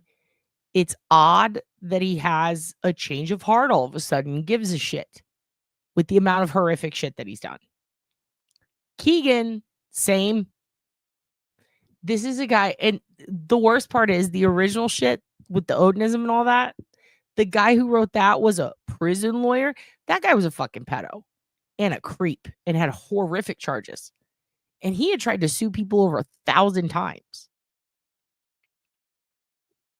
Yeah, but they weren't compelled to. Like, here's the thing. It wasn't exculpatory. It just in no way, like, it literally was a situation where it's a rumor, right? Spread by inmates. They did a search warrant. They investigated it. They debunked it. They essentially cleared Logan and he died. So, like, there was really no point. Also, I'm pretty sure that they did have them. They just wanted them from the prosecution. Again, this is another thing in their back pocket. Like, they know all this shit exists, right? The thing is, they're not going to act like, oh, I have this whole time, because then they could have filed it. They could have brought it out. Instead, they want to blame. They're kind of doing what Hank did. But what about what the feds did? Well, they didn't give us this. Well, you already fucking knew that. Why didn't you bring it up in the first trial? There's no way they didn't know about it. What does Turbo say? The defense had the damn letters, and Baldwin is saying that based off the liar Richie Davis. It's ridiculous. Yeah. I mean, they had it. They had everything. They acted like everyone withheld the Elvis shit, and they had it. In fact, the defense had Twitters, like the actual lawyers had Twitters that were under fake handles where they were openly laughing and mocking the evidence going missing. Like, they were fucked up. I mean, Baldwin's Facebook alone was like fucking, ugh. I'm not a fan. I'll say that much. Do I also dismiss the facts in the Frank's memo? Which ones? I don't consider a lot of those things fact. I mean, a lot of the stuff that's in there is literally like rumors, innuendo, just falsehoods and things that have been disproven already. I mean, let me put it this way. When there's a suspect, right, and they say this guy did it, and the entire weight of the FBI, the state police, and the local police descend upon you, and they search your entire house, they turn it upside down, they run DNA tests, full warrants, right? They investigate it, and they find nothing. What are they supposed to do? Charge Ron Logan because there's rumors from a guy in jail that has done this 1,000 times? That's absurd. If they did that, people would be picketing for the opposite. They'd be saying free Ron Logan, right? I mean, literally everything in there is just a rumor. Like, not even a rumor, it's just bullshit. Let me put it this way. In order for that to be real, you have to believe that the police did not search any of the places they said they searched. They didn't check with work records. They didn't check GPSs. They didn't check. They did all that. I think a fair and balanced case is to look at the facts. And if a person is at work in another town on a camera working, if their vehicle infotainment and all their computers in their vehicle clocks them going the opposite way, if they're at their gym, then they're at their fucking gym. No matter how much you want them to not be there, if that's not your guy, it's not your guy. You can't get married to this shit. You really can't. Otherwise, you're going to have to believe a lot of shit that's not true. And I got to tell you that Frank's motion was bullshit. So much of it, you have to believe things that they have disproven time and time again. You can let them argue it, but it's a waste of time and money. That's like saying, well, why not just say the baby did it? Let's just blame it on Maggie. The baby Maggie, the cartoon baby Maggie on Simpson. Well, no, that's not feasible because she's a cartoon and she can't do it. We've proven she's animation. And then they go, hey, how about this? How about this? How about you just let us argue it anyway? No, because it's been just like it can't happen. Like, in order for what's in that Frank's memo to be true, you would have to discount actual physical evidence putting someone in another place. You would have no probable cause. You'd have to fuck with their constitutional rights, and then the whole department would get sued. Because you can't do that without probable cause. You cannot arrest someone for something based on rumor. It's wild. Would I love it if they arrested, fucking Matt and Jen? Sure. But if they just do that willy-nilly, but they don't have the evidence, they can't. You know what I mean? The problem is they didn't search that house. That's the big difference. It's fucking crazy. Like the Frank's memo is literally based on, let me put it this way. The people pushing the Frank's memo in all of our faces and believing it and talking about that on their channels, these are the same people who say Kelsey did it. These are the same people who say Elvis did it, even though he was not fucking there. Brad Holder did it because of a painting that, by the way, is a tarot card. It is a literal tarot card.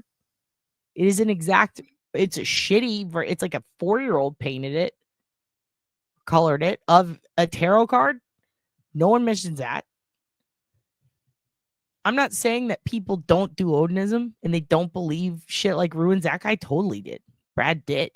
I'm saying the tree had a branch coming off of it shaped like this, and it was not placed on the body in a specific order to look like that.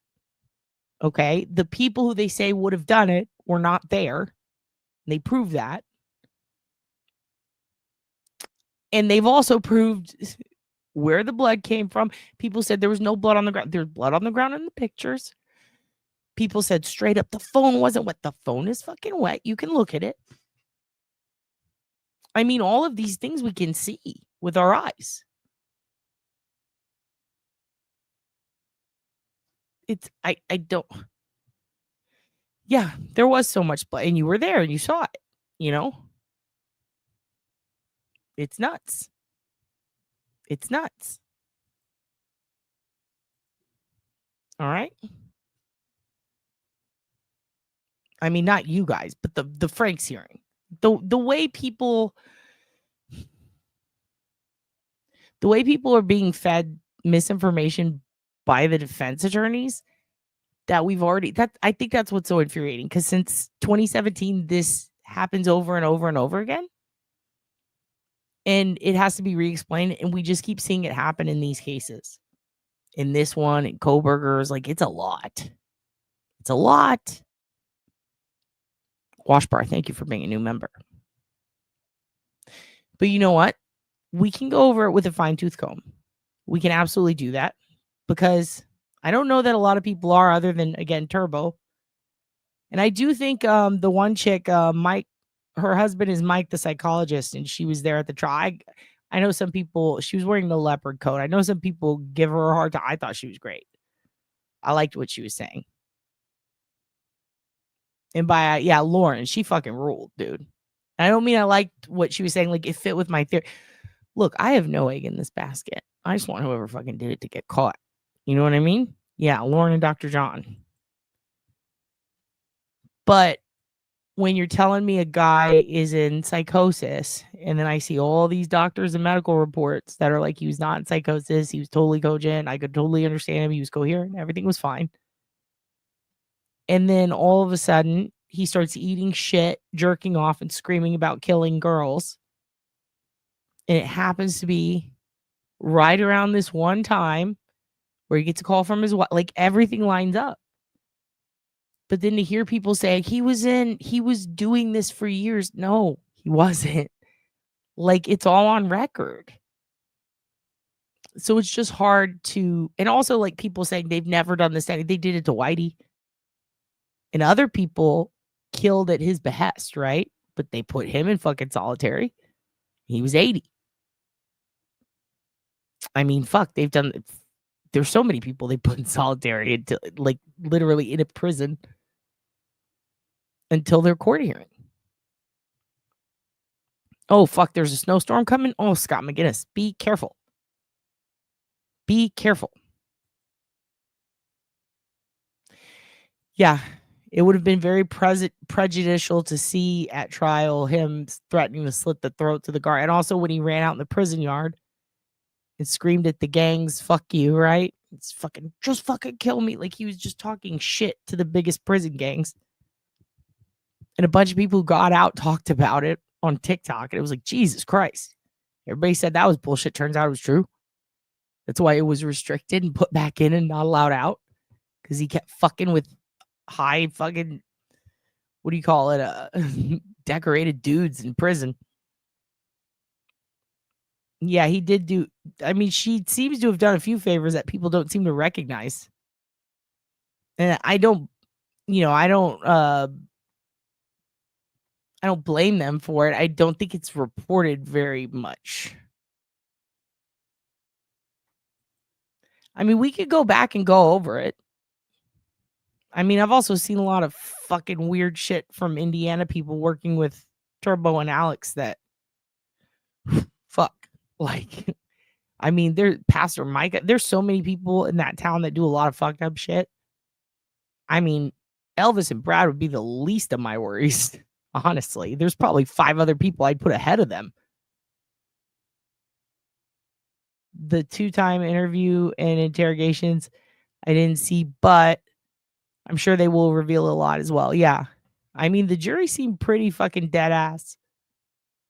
So it's kind of interesting. I do think that they did do Alan a favor by not allowing him to be portrayed as psychotic as he was actually behaving, because it sounds like it was much worse, right? But that motions hearing to preserve evidence, first of all, ha ha ha, Hank, there's another one that goes beyond the amount of time, goes back years. He said he's never seen one that goes back that far. Well, there's another, dude. There's a fucking another one. Okay. I just want to show you guys that, the Richie David stuff. Let me show you real quick. Richie's. Give me 1 second. Let me pull this up real quick. I got Richie's info right here. I'm going to show you guys some stuff about him. Let's take a look at this guy's record. So this is the guy that we would have to believe. So much so that we give an appeal to a guy who admitted multiple times to doing it. Was the only one who seemed to have evidence to back it up. Definitely described the murder details in a way that no one else knew. And it happened to fit perfectly with the timeline of how long it would take him to get there, the path he would take, the fact that he could walk, some of the witness statements, a camera sighting of his vehicle, like multiple things. Yes, mostly circumstantial, but as Kelly Siegler says, circumstantial cases can absolutely be one. So check this out. You would have to believe everything this guy says. Just because he's trying to be a nice guy. Richie Davis. Okay? Let's take a look at what he's in there for. Possession of methamphetamine, and then his prior charges: forgery, counterfeiting, application fraud, theft, receiving stolen property, conspiracy, forgery, counterfeiting, application fraud again, conspiracy, forgery, application fraud, theft, receiving stolen property, attempted controlled substance registration, burglary, theft, receiving stolen property, auto theft, receiving stolen auto parts, dealing in methamphetamine. And it only goes back so many years. But if you check him out on Judy records, wow, you get over 30 cases. And then if you search it in quotes, last name first, total that out, I believe it's over 60. This guy, I mean, he's got an insane amount of charges on him. He's also got a bit of a history, according to, and this part I'm going to say is rumor, but in some of the local town ski, let me add myself.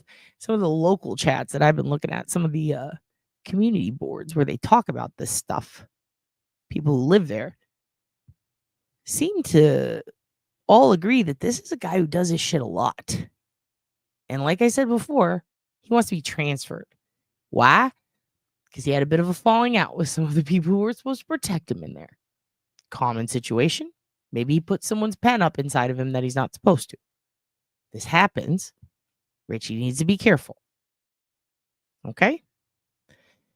I'm going to put more info up about him later. And again, we're going to talk to Turbo more later. I could go on about Delphi all day, but now let me show you some videos about what's been going on with the Kohberger stuff. Okay? And it's quite a few. It's 4 videos, and they lead up to where we're at now, and they have to do with what the hell the issue is. Why is everybody bugging about this now? Because we have the motion to preserve. They want to preserve Richie's crazy rants. Okay, fine. Fine. They'll preserve that in case they want to appeal it. Nothing about what Richie said is exculpatory, but okay. It's hearsay, but okay. And it's from a felon, but okay. So now we're going to move on to Brian Kohberger. And we'll definitely do a full episode with Turbo, maybe a few, where we'll talk about this. Every case is a rabbit hole, Island Girl. Completely agree. Now let's go down another big, deep, dark, feel right hole. Are you ready? And I'm sorry I got to show you a Brothers Cuomo, but you know what? Sometimes the accent's fun to hear. Here we go. Depending on the ruling on the hearing that was going on today, Brian Kohberger, the case may fall apart. And here's why. Now, you know the backstory. The 4 Idaho college students, 2022, brutally murdered. Kohberger and his defense team are trying to get the DNA evidence against him, which is really, really important in this case, thrown out. Why? Well, when you look at the DNA, the evidence that was developed with it on the knife sheath found at the murder scene, it's crucial to connecting him, right? So you have to put the murderer in the room. What basis did the defense have for getting the key evidence out? Well, that comes down to the type of technology that was used, and they are arguing it violated his rights. Do they have a shot? Let's bring in trial attorney Misty Maris. Explain their complaint, my friend, and the strength of it. Yeah, Chris, this is a very consequential hearing, and this is really going to lay the framework for what we see play out at trial. So here's the challenge by the defense. First is an argument based on the Fourth Amendment right to illegal search and seizure. So what the defense is saying is that Kohberger's rights were violated when this type of technology, methodology called investigative genetic genealogy, was used to link him to the crime scene. Important to understand what that is. It's when an item is found at a crime scene, DNA is extracted, and that DNA profile is uploaded into these public ancestry websites. From there, investigators can develop a family tree, and then that family tree, they look at geography, the type of profile of the person they're looking for, right. And then they basically have something pointing to a potential suspect. That's what happened here. So everything stemmed from the use of the genetic genealogy linking Kohberger to that knife sheath. And what the defense is saying is everything that came from that conclusion should be thrown out of the trial. And Chris, guess what that is? Every single piece of evidence, because that's what put investigators on the path to ultimately arresting Kohberger. So the argument, how strong is it? I watched the hearing. By the way, 5.5 hours were behind closed doors, but I watched the part that was public. The judge wasn't buying it, and let me explain why. So first, there is no expectation of privacy when it comes to testing items found at a crime scene. The knife sheath, that test did not require any kind of warrant. The second piece is the novel argument. Did the investigators need a warrant to actually do that search on those genealogy websites? The judge seems to be leaning towards no, which is what I would have expected, because it wasn't Kohberger's DNA that was on those websites. Right. It was a family member who voluntarily provided it and did so. So they say there's no standing, and that also that is a public profile. So the Fourth Amendment argument is not going to apply. Misty Maris, well handled as always. This is a big deal. Yes. Let's see what the decision is, because it's going to really make it challenging for them to make a case otherwise. Thank you very much, my friend. Hey, thanks for watching. Go to joinnn.com to find News Nation on your screen. And don't forget, click the red subscribe button below. Okay, so we just saw a man who got in a fight with his brother over meatballs once live on air, but the good news is that we've got more to look at on this DNA thing, okay? Now, some of this that I'm showing you is a bit older than other things. This is from 3 weeks ago.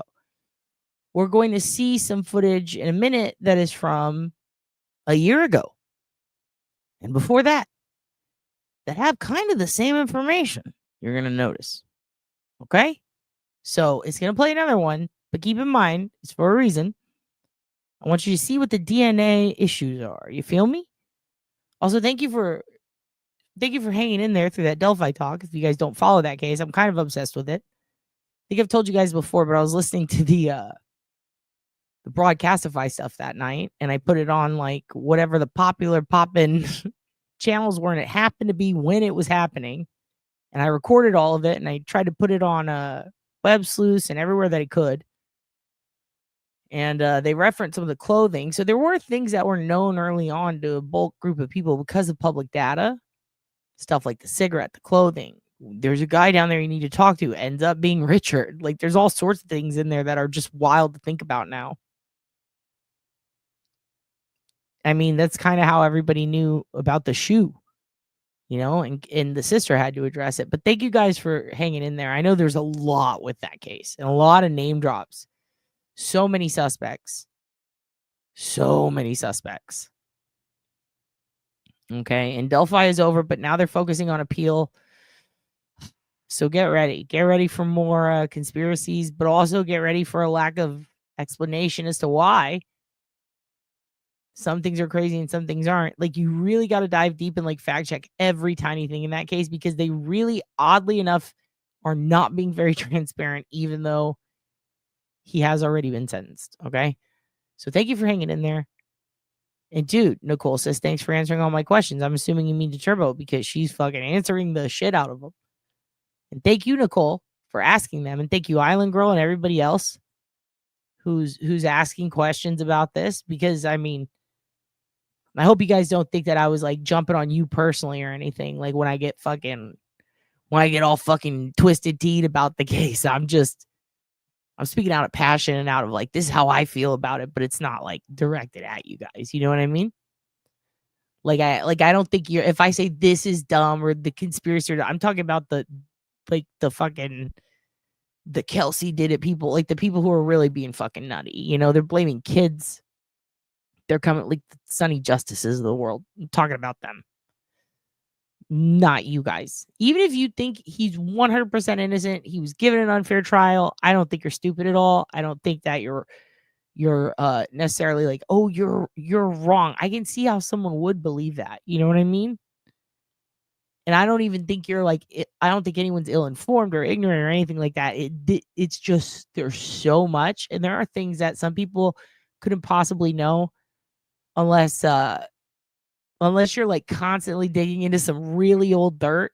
Some of it, I don't even know if it got murked or not, but there was one old Facebook group. Oh my God, it had all the tea. But like, it's just, there's so many twists and turns, and I can totally 100% see how I would believe what I believe and how other people would believe what they believe, especially based on like, it depends. Where do you get your information? What did you see? Who do you watch? You know, what do you read? You know what? Like, some people are still trying to figure out the fucking acronyms for these people. I remember I was looking at some stuff recently and this chick's like, who's BG? And I'm like, oh Christ, this poor girl. This poor girl. Oh, you talking about in Idaho? Yeah, they murked it. It's gone. It's gone. So the screams is that there are two of them. One was JLR. And he just lied. Or no, not JLR. Actually, well, JLR did fucking push that shit. There was another guy who I've showed his name before. I'll look it up. I'm gonna play these. I'm gonna look up that guy. But there's one guy who staged it, and he actually took it from, I think it was a video of a Russian couple fighting over a cell phone, and mixed it with the dog barking, and just totally lied about it. You know what I mean? And then there's actual audio that's referenced in the affidavits that we're going to read. We're going to go over, and you're going to hear them describe it. I don't know that we've heard it yet. I don't know that that's available to be heard yet, but I believe it was from a Ring camera, if that's the one you're talking about. But there were two. One is a fake one, and the other one was a Ring camera one. So just a thought. We will definitely go over that. And I'm glad. I just want to be clear. Like, I don't want people to think I'm calling any of them stupid. I'm so pissed off at this case in general, because like I said, whether you think he's innocent or not, like, the trial, the way it was presented to the public, looks real fucking bad. Looks real fucking bad. And that should, anybody who thinks he's guilty should be annoyed with that too, because now there's question, right? It's just like Rodney Reed. Like, a lot of people think that guy's innocent. I 100% don't. That was like my thesis for crime school. And I gotta tell you, that guy, like, that shit is way misinterpreted by the public, by the media. That guy, I mean, even the Innocent Project isn't on him. And like, I mean, he fucking, in my opinion, did everything he did according to evidence, fucking fits like a glove. There's just other scumbag characters in it that make people want to look that way, you know? So I guess that would be the closest, I guess, to this, where it's like, I do know people who 100% do not agree with me, but I still respect them. You know what I mean? But yeah, anyway, just a thought. Just a thought there. All right, let's watch this. To get more of News Nation's fact-driven, unbiased coverage. Brian Kohberger, the man accused of killing 4 University of Idaho students, appeared in court today for a hearing about DNA data being admitted as evidence as the case goes to trial. Abby Wilt has been in court today covering that case, following what's going on. She's live now for us. Abby, is court still in session? What did we learn today? Joe, court is not still in session. It ended about an hour ago, but it is going to pick back up tomorrow at 9. So no major decisions were made today. That hearing again will continue. And like you said, it is all about whether the DNA that was initially gathered in the investigations of the killings should be introduced in the trial when it starts in August. Now, the first 4 hours of the hearing was spent talking about investigative genetic genealogy, which is a method of identifying suspects in criminal cases. Kohberger's attorneys argue that IgG data should not be admitted as evidence against him. They say the gathering and sharing of DNA by police investigators violated Kohberger's right to privacy. Defense attorneys say there should have been a warrant in place before detectives analyzed DNA collected from the crime scene and before they gathered items out of Kohberger's trash at his Pennsylvania home. Absent a warrant, Kohberger's attorneys claim their client's privacy rights were violated. They also say the investigation happened in secrecy when there should have been more record of it to ensure the integrity of the process. There's so much information contained in your DNA, and you can't stop from shedding that when you go out of your house. None of us can. To be able to have that searched without a warrant could put anybody in jeopardy. There's no privacy left. We are months from trial, and we are learning things about how the government identified Brian today in open court when we've asked for those things. There's a reason why there's so much secrecy. That's because there's a violation of privacy rights. Prosecutors argue there is no legal reason this evidence should not be admitted. They say a search warrant isn't needed before gathering evidence from a crime scene, and that the FBI not sharing details about their work publicly does not imply that their activity was unethical or illegal. Nothing about this holding is indicating that the government needs to get a search warrant for crime scene DNA. His DNA happened to be found in, a dresser drawer or something. It was found on a knife sheath where 4 people were killed by a knife. This is as crime scene as it gets. Okay, so this is the part where I'm going to jump in. All right? This is very important. You need to know that there were 2 pieces of DNA. Now, this was from 3 weeks ago. You're going to see a report from from a year ago. And I believe maybe another one from about the same amount of time. Also calling into question the DNA. But here's what's interesting. One of the big arguments on this is that, we're being surprised. We're being surprised with this new information. During the pretrial shit, they had a genetic genealogist up there. In the original arrest affidavit, they mentioned multiple DNA types. And one of the most important things, let me put myself up here. One of the most important things that you need to know about this shit is that it wasn't just the DNA connecting him. There was digital forensic evidence. There was a lack thereof of digital forensic evidence. There was a latent shoe print of a Vans shoe. There was a K-bar knife that happened to be the exact one that he searched for on Amazon.com under his Amazon account and that he purchased that fits the exact one at the crime scene that he had been studying for weeks. He was also a criminology student. You have to take this into account, especially considering his lengthy amount of research on this. There were terabytes taken from his computer. Not to mention the fact that his Bluetooth fucking captured the girls. He was within range of capturing their Bluetooth. Could he log in? No, he didn't have the password.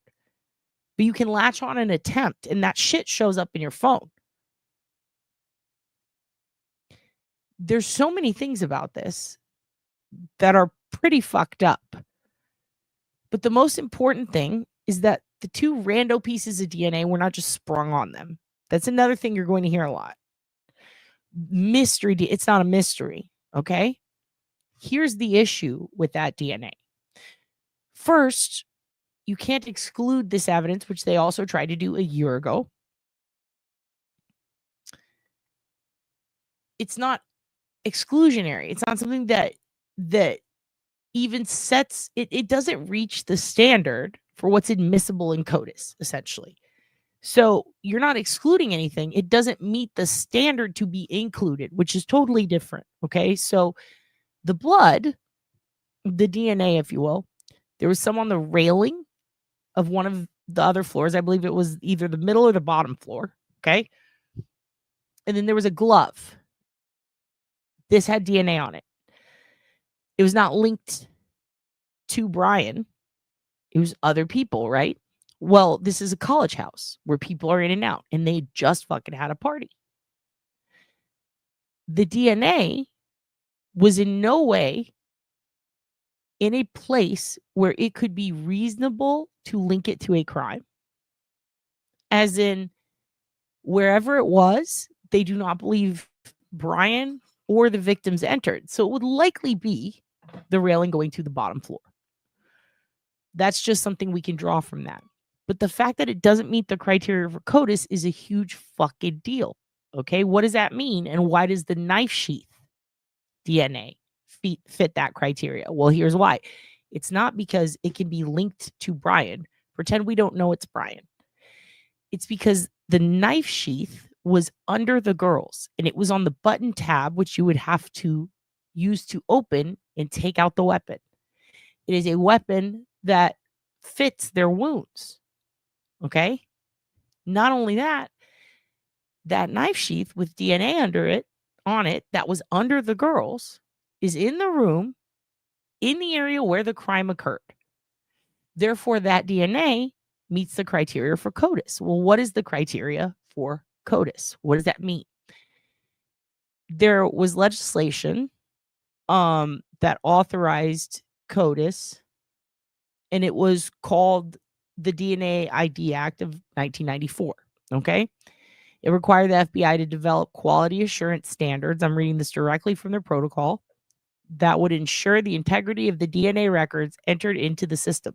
The act placed strict limitations on the data allowed in CODIS and the use of that data. So that's 1994. They're setting it up, right? Then in 95, there's the Federal DNA ID Act of 95, which authorized the FBI to create this NDIS, okay? The National DNA Index System. It's also known as CODIS. That's just a fancy way of saying it. It's the DNA database that allows law enforcement to compare DNA profiles to solve crimes. The only way that you can put DNA into CODIS is if it is a criminal, an offender, or someone who has been accused, if you will, or I should say someone who is on trial, someone who is accused of murdering, and charges have been brought forth. They must be charged to enter them. The two mystery DNA profiles, right? One of them was on a railing. The other was in some gloves. We're going to talk about where the glove came from. The fact that it was found something like 11 days after the crime occurred. And it was actually pointed out and found initially by a YouTuber that you guys may know, Chris from the interview room. I think that's his name, Chris. He noticed it. Here's another thing. It was outside in the snow by the trash when it was spotted. It had been there since after the crime scene forensic techs had been there. And not only did they wear similar gloves, some of them wore the exact same gloves, but Nancy Grace says she did too, and that she lost a glove there. Now, this is male DNA, so it's likely not hers, but I think it's very funny that she tossed herself in the mix, right? It's a bit crazy. So basically, we have two bits of DNA that in no way actually connect to the crime scene, because one is outside on the lawn by the trash, found 11 days later. And then the other is on a railing that is not near where the crime occurred, nor is it where anybody who was thought to have commissioned the crime went. Therefore, it does not fit the standard for charging anyone. Even if they knew whose DNA it was, they can't charge them with a crime at all because it wasn't a part of the crime scene. So there's no probable cause. We can't infringe on somebody else's constitutional rights just to tell you some shit that, again, that doesn't matter. Because it's not like it doesn't fit their narratives. It's just impossible. Like there's nothing near, in, or around this DNA on the railing that in any way connected another individual to the crime. It was somewhere where Brian didn't go, where the victims didn't go, where there was no active scene. So it doesn't count. It doesn't get included. To include it would actually be infringing on other people's constitutional rights. So that's very interesting to me that, again, they're saying, hey, we found male DNA, a little bit of blood on this railing, and a glove that was found outside 11 days after. That really matches the processing people, the people who were working on processing this. It matches what they wear. There was a large amount of touch DNA found on the button, yes.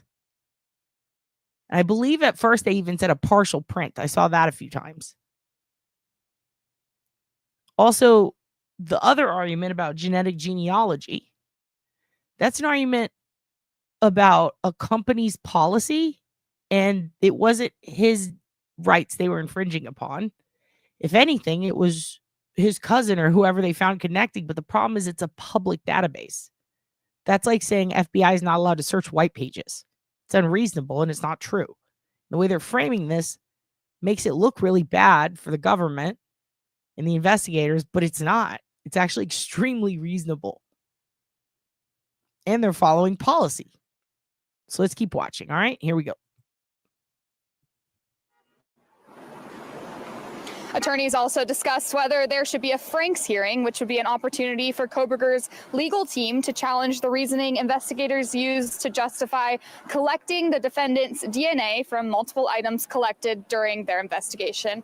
And again, that discussion will resume tomorrow in court at 9. Kohberger is again expected to be present tomorrow, and we will, of course, be here covering everything for you. Back to you. Okay, Abby Wilt live from the Ada County Courthouse. Again, we will pick up tomorrow morning.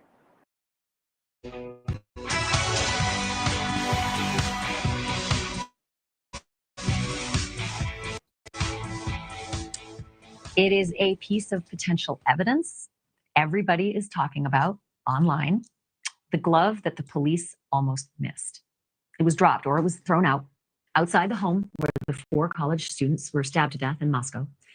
And there is a good chance that it would still be there right now, but for a former homicide detective turned podcaster who noticed it while he was actually visiting the scene on Thanksgiving, which is 11 days after the murder. So this is Chris from the interview room. You might remember me bitching a lot about his buddy in the Lisk case. I'll cop to it. I did. I bitched about his behavioral analysis bay. I did that. That's the glove. That's the glove, okay? It's very cold when they were searching this house. Very cold. Lots of people had gloves. If you don't think the internet didn't count every single glove in the 11 days leading up to it, some people claim they spotted this glove the day of the crime, but it was a light blue glove. Like a plastic one. Let's keep going. Chris McDonough is a veteran of the Oceanside, California Police Department, and currently he's the director with the National Cold Case Foundation. He's also co-host of the podcast, The Interview Room, and he is live with me tonight. Detective, it's so good to have you. First of all, I am shaking my head as I even think I'm doing this interview with you. Take me there. Tell me what happened. You literally showed up and looked down and said, hello, gentlemen, come over here. Have you seen this? Is that really how simple this was? Yeah, it really was, Ashley. I mean, it was my wife and I, it was Thanksgiving Day.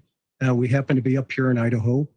And I said to her, I said, hey, let's just go over where that, situation's taking place at the university. Okay, so here's the funny part about this. Notice he says Thanksgiving Day, right? That's when he pointed out the glove to investigators, blah, blah, blah, right?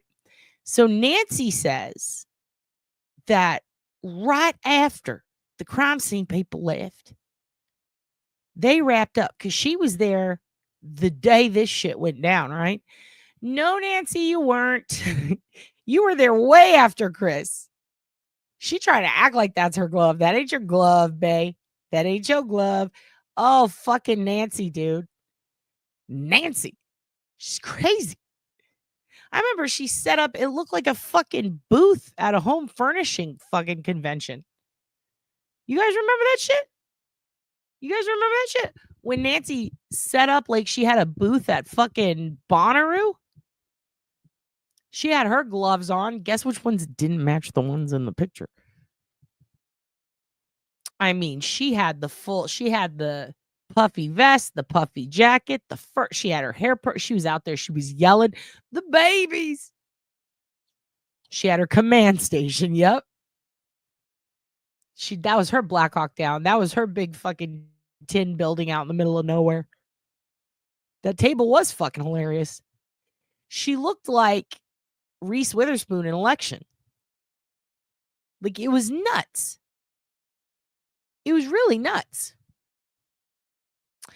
And I remember her standing up and being like, and there was blood running from the walls. Nancy, calm the fuck down. You exploitative psychopath.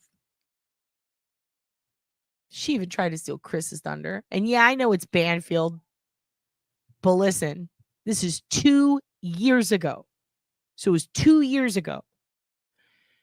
So don't be trying to act like this mystery DNA is some shit when this is the mystery DNA we're talking about. By the way, if you're wondering what one of the big pieces of mystery DNA was that everyone's bitching about and going, it proves Brian's innocence. You tell me, does the glove Chris found in the snow, he found a glove passed out in the snow 11 days later, does this make Brian innocent? Really?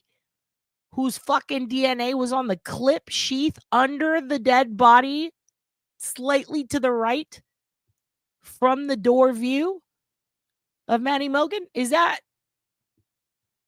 we're going to say that glove outside in the snow 11 days later that this fella found, that proves Brian's it? No. No, ma'am.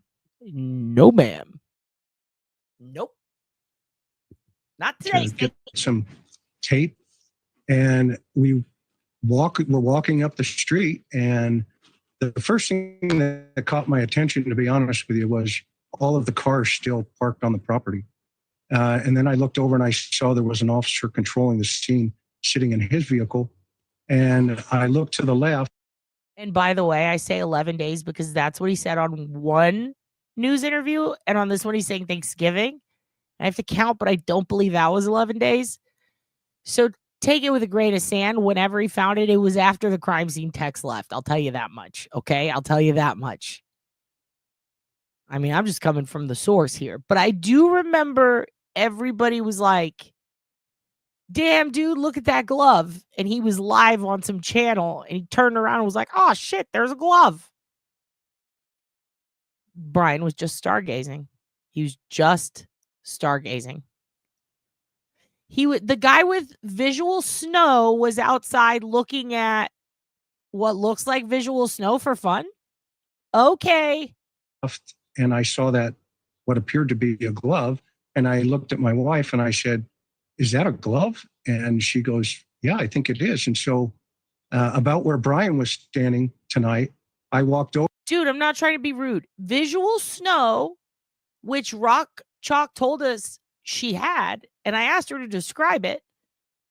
And then the people in the visual snow forum that Brian used to go on with his fucking screen name about visual snow, which oddly was not in the online mapping affidavit.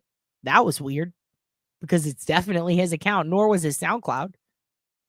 I don't know why they didn't put all of his social media. There's multiple, and it was guaranteed him. I'll show you his rap. I will show you his rap. It literally, like, everybody describes it as it looks like a blanket of fuzzy stars or fuzzy TV. He claims to have suffered from it for years and that it fucking haunted him and he never got rid of it. So why would a guy with visual snow want to look up at thousands of stars that look like the thing that drives him nuts? It doesn't make any sense to me. Also, there is no pattern of behavior of him going jogging in the middle of the night, which he claims. Over and looked over, and sure enough, it was a glove. And I immediately got you know the what I'm going to attention do? I am going to, Chris, thank you for saying that. When we go back to Brian in a little bit, I'm going to actually ask him to walk me to the exact spot so that everybody. Oh, you haven't heard Brian Kohberger's rap? You know what? Let me let this play and then we'll derail. You guys want to hear Brian Kohberger rap? Okay, I'll show you. Watching right now gets the full perspective. Sometimes it's hard when you're watching through a one-dimensional TV screen. So I'm going to do that. In the meantime, help me with this one because you're the murder detective, but you're also the person who found it. What kind of glove was it and the significance of the kind of glove as pertains to a murder? Well, I can't really tell what type of glove it is, if it's a male, female. And obviously the significance may be nothing, but it also could be very significant. There appeared to have snow on it, so I assumed it had been there for quite some time, at least before the earlier snowfall. I later learned there are photographs of that glove floating online, and you can clearly see it there. And I was unaware of those at the time. And when I told the officer, I waved him over and I said, "Hey, you need to come take a look at this." And he walked over, and his first words were, "Oh, wow." And I said, "Yeah." I said, and I told him, I said, "Hey, I'm a retired homicide guy. You probably want to collect that, get your evidence people out here to do that." And he took some photographs of it, and I assumed that they. Well, cool. It paused because I'm pulling up his rap, but you know what? It's fine. It's called Rise Up Instrumental. Yeah, we're going to listen to it. We're going to listen to it. Had collected it. I videotaped him doing it just in case, at least taking the photographs. But yeah, it was crazy. It was just sitting there. And this is, to be clear, it's inside the crime tape. This was not something that you discovered Oh, outside no. the crime tape. They weren't watching. They weren't looking for it. Don't worry. It is real bad. It is real bad. It is. And it's not his cousin. It's him. It's 100% him. It's bad. It's really bad. So they'd had 11 days to scour the outside of the property. And I need to remind our viewers that you're from California, where one of the biggest first cases of my career happened, and a bloody glove was the significant piece of evidence in O.J. Simpson's. Yes, Ashley, we know. Case, which is why we don't make light of something that's just maybe looks like garbage. Certainly that's just a couple dozen feet from the front door. Yeah, I mean, the significance of it, is unknown at this point. Obviously, if it is involved, then it could be, very important. If it's not. Hey, here's one thing I know for sure that we can say about this case that Karen didn't get in her case. At least in this case, they took the evidence from outside and inside the house. And, at least you have it. And you can put it into evidence just to say it's there. So, the officer, in my opinion, said he was going to bring the evidence folks to come collect it. And I hope they did that, to be honest with you. Oh, not only did he drive to the next state to look at stars, Tish, guess what park he claims he went to that he would do yoga and stargaze in? Wowaway. That's literally the name of it. Wowaway, like fucking Borat. So the other key part here is that you, as a homicide detective, you've seen the inside of a courtroom or two. And today the police were telling us part of the reason they're keeping information so close to the guest is to preserve the pristine nature of the prosecution. Freudian slips so close to the guests. Yeah, I know. Execution of the criminal procedure. So I could see a defense attorney watching our interview right now and saying, you didn't even see the most critical evidence, even inside the crime tape for over a week and a half. Like, you leave something too long and that becomes fodder for a defense later on as well. So it's a problem if you don't pick it up for the investigators. It's also a problem for the prosecutors. I'm going to just give you about 20 seconds. Yeah, absolutely. And 100%. I mean, and so you got to ask yourself, why were the cars still there for 2 or 3 weeks? I mean, the first thing you do is you work the crime scene from the outside in. You don't work the crime scene from the inside out. And those cars should have been impounded within day 1 or day 2. Yeah, I also thought that they should be looking at the GPS of all those cars, and you don't do that. Yeah, those cars belong to the victims. I'm not going to say dipshit. Those cars belong to the victims. But okay. While they're parked. So that's fascinating. And you and I are going to have a longer conversation about working a case from the outside in. So this is your formal invitation back. Chris McDonough, thank you so much for being here tonight. Really appreciate it. Wow, wait. Thanks for the invite. Thank you Thanks for the watching. invite. Hey, thanks for the invite. Hey, you guys want to see something fucked up? So this is Brian's XR account from Effort, Pennsylvania. This is from 13 years ago. This is his rap. This is his rap. His picture has been removed. Probably didn't pay his SoundCloud Go membership fees. Blah, blah, blah, blah. Here we go.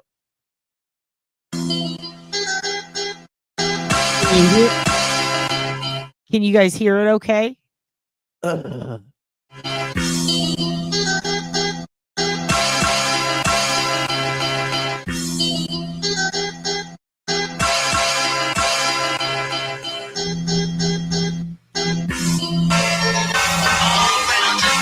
Always the same thing that disrupts my life. Wonder when I'll change it. I guess when the time is right. Procrastinating, mind arranged to change would be a fight. So I'm passing this like I'm afraid to get a bloody fist. Look at this, my mind is pissed and I keep running. Why is this? When I hit it, always losing stunning. Always gentle giant, no defiance, all building a alliance and still think that I am present. I stuck in the future, but I'm never looking at the fucking present. Keep it up, act like you're all that. Here's a cookie too and a present. Led from a desert eagle, Deagle's going louder than my motherfucking beagle. And your life, you get no sequel. Leave your loved ones crying like some seagulls. You are not my equal, you are evil, but I'm people. Keep your loved ones crying like some seagulls. I didn't know they could cry, sir. And now I'm going regal. Don't fuck with us. You learn a lesson. XR music. No, because I just know that free Brian phonies are going to pop up soon. All right? And I'm giving him one more chance. I'm giving him one more chance. Is this your boy? Free Brian phonies? Is this your boy? Is this who you want to get behind? Is this who you want to get behind, homies? Is this your boy? Come get your boy. Because Rise Up Instrumental is making my boner go down.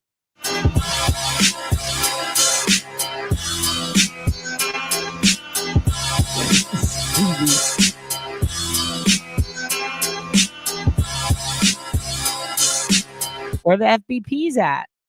Funny he doesn't have a hook. With all the evidence and the song, I mean, lock him up.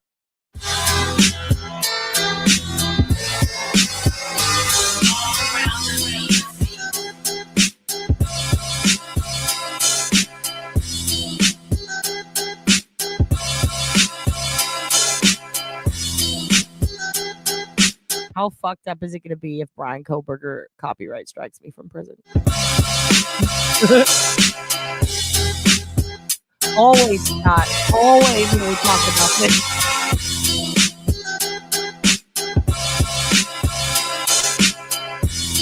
This is the longest break in the history. It's like he doesn't rap at all.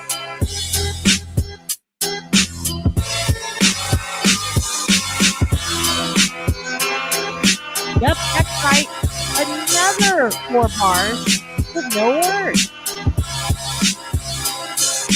Oh, how did I find this? Oh, how did I find the Kohberger dossier? Let me tell you something. I'm just a stupid bitch. I don't know anything about OSINT.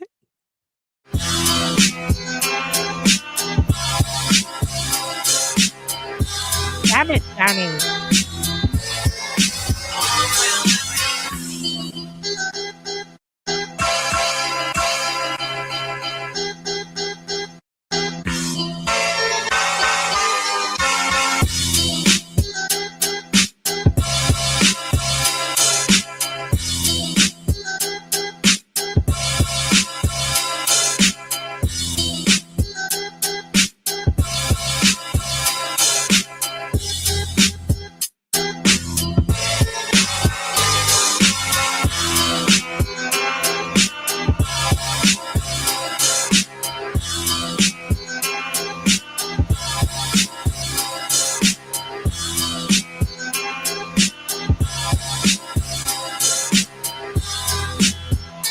Now, look, I know that there's nothing else, but like, I'm just reading these comments laughing. This shit's trash, bruh. Makes me laugh.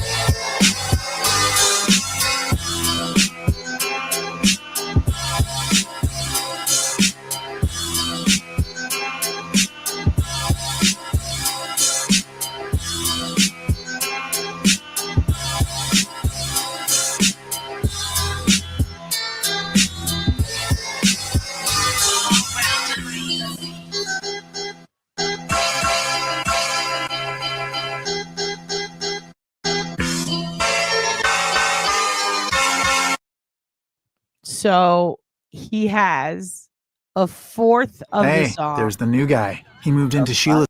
A fourth of the song is him rapping. The rest of it is strangers on the internet telling him he's trash. That his music fucking sucks. And yeah, he has 78 followers. One track. I mean, this guy murdered people and he can't even get over 78 followers on SoundCloud. That's how much he sucks. Some people can get it without even having to do like horrible things to people and murder people and destroy someone's world. Like, this is wild, dude. And XR is also with the double R, with the hard double R. This is also his visual snow profile for the forums where he complains. This is a baby Brian. This is a young Brian, dude. It's fucking nuts, dude. No, these are all people who found this. So I guess it's what, me and 77 other people, because no one fucking follows this guy. Like, no one followed him. Like, the first week, it was like less than 5. It's fucking crazy. I hope they do, dude. They deserve to monetize it, but they're not going to make anything because it's terrible, dude. It's terrible. Oh, we're not going to call them that. Come on, Miss Jessica. Look, you can feel how you want to feel. That's cool, but let's not talk about the victims' families in here. Come on. I mean, first of all, this guy has so much fucking evidence against him. Like, the mapping alone of his route. The fact that he went to the fucking restaurant that these girls worked at twice before. When they were working. He connected to the Bluetooth. He was around the area. His car was picked out by a specialist. What was it? 30 years of specialty in the FBI. I mean, this guy.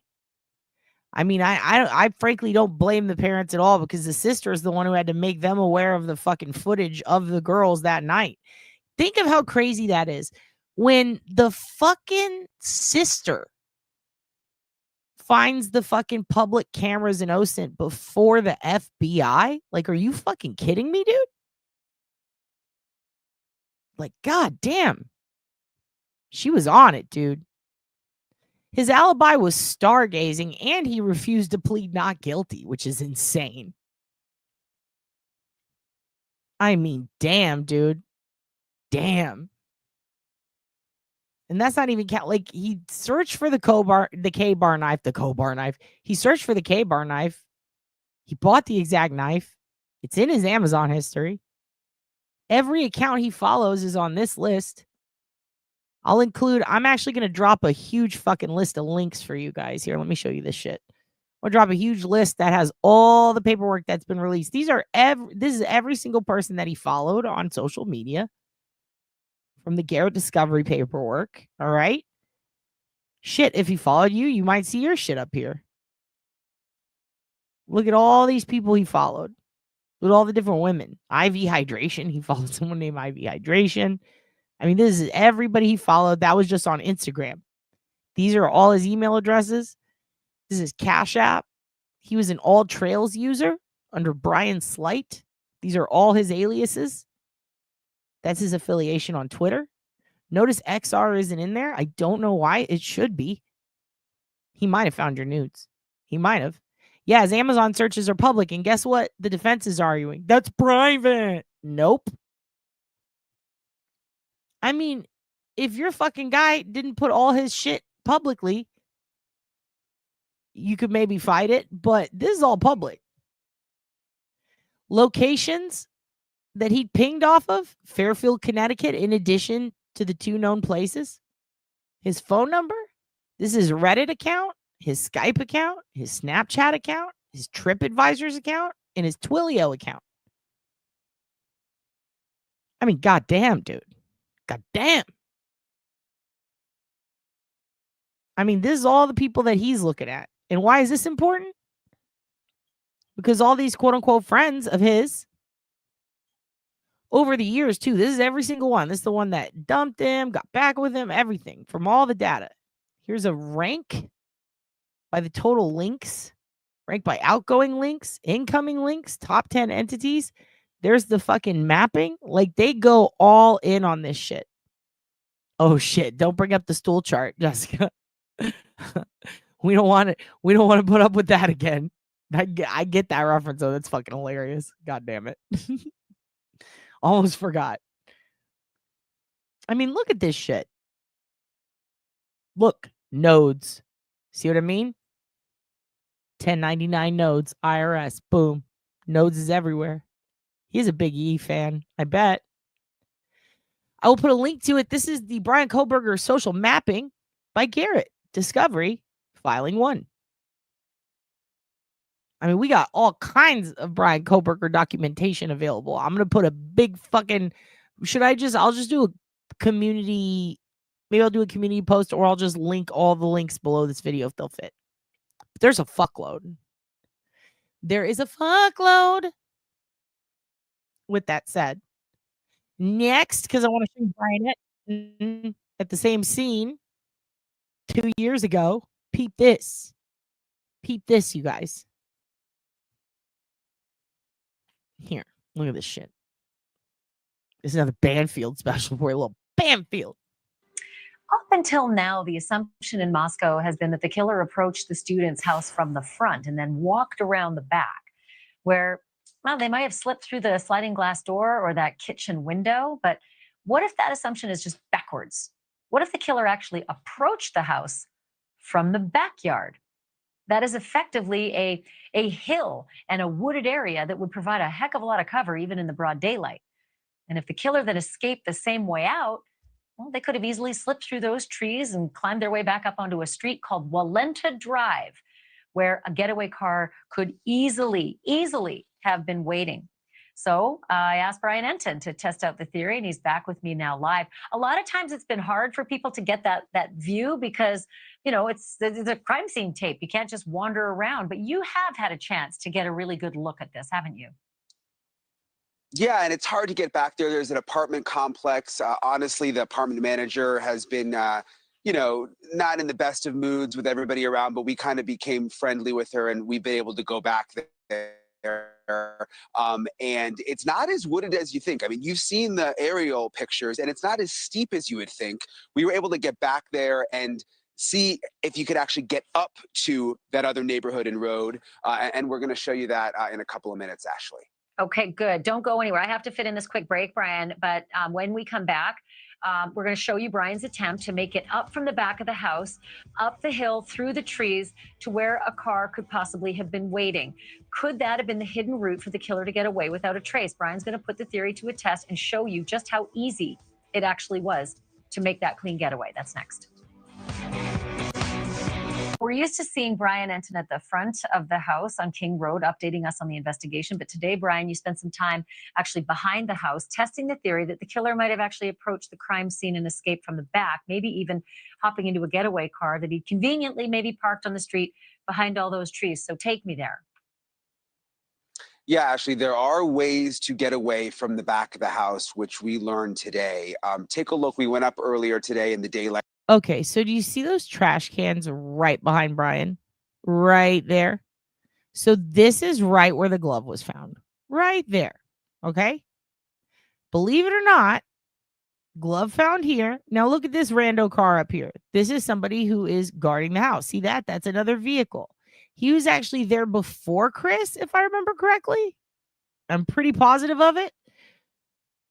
Who was there 11 days after? So if he's there before the 11 days, why is there only one car parked there? Looks like they were a bit wrong again. They were towing the cars a bit sooner than the news portrayed, obviously, because there's not 4 of them behind Brian's head. Also, don't see that glove anywhere yet. However, in the daytime, i.e. the early morning, on another news broadcast where Brian is standing over here, you can see what kind of looks like the corner of something blue, which people did accuse of being a glove at first. Okay? Exactly. And to believe that he was framed, you would have to believe that they only left the sheath, took the weapon, and their DNA somehow didn't end up there, but they were able to get the weapon out of the sheath. Okay. Also, like, that's a lot of forward thinking, and also how, because there were only 2 cars that were in or around the crime scene, as in on the property of this house, in the hour where they were definitely killed. One was the DoorDash guy who was tracked leaving, and the other was Brian Kohberger's car. So, yikes. Lights so you get a better view. Okay, so we are at the back of the house where the murders happened. This is the house right here. You can see the police line is still up. I've shown you this parking lot before. There's this big parking lot right behind because there's an apartment building right over there. But we wanted to show you what's even further back behind the house. So follow me. You walk to the back of the parking lot over here, to the very back corner. And there's this trail right here. And you can tell that other people have walked on it before because the snow is packed down and there's footprints. I mean, I don't know. So possibly students walking up to the neighborhood. Thing is, like, you'd have to believe that someone who got away with all that left a glove too. Like, I mean, I guess that could make sense, but like, why just one? Like, it just doesn't make any sense. Also, his car wasn't parked near where those trash cans were when he exited. It was not there at all. So he would have to run out, risk being seen under a light, throw a random glove there, and then run to the back. Kind of reminds me of the sock in the Darlie Routier case, but I'll just leave it there. Above. Come around the trail here. It sort of loops around right by the backyard. Yeah, exactly. It had to be his knife sheath, right? And also, he searched for it on Amazon. Like, I mean, yeah, it's circumstantial, the search, but like, it also upholds physical evidence of DNA. So it's kind of crazy. Yard. Through the trees right here. Yeah, absolutely. Absolutely. In fact, so here's the thing. He didn't even use their Bluetooth. He just, so your phone, whenever, and also it really depends on the software they use, but most of the software, especially the stuff that, I mean, even the shit Jessica Hyde was using alongside Cellbrite, can show you that. I mean, it can show you like when it's within range to connect to something and it's prompted.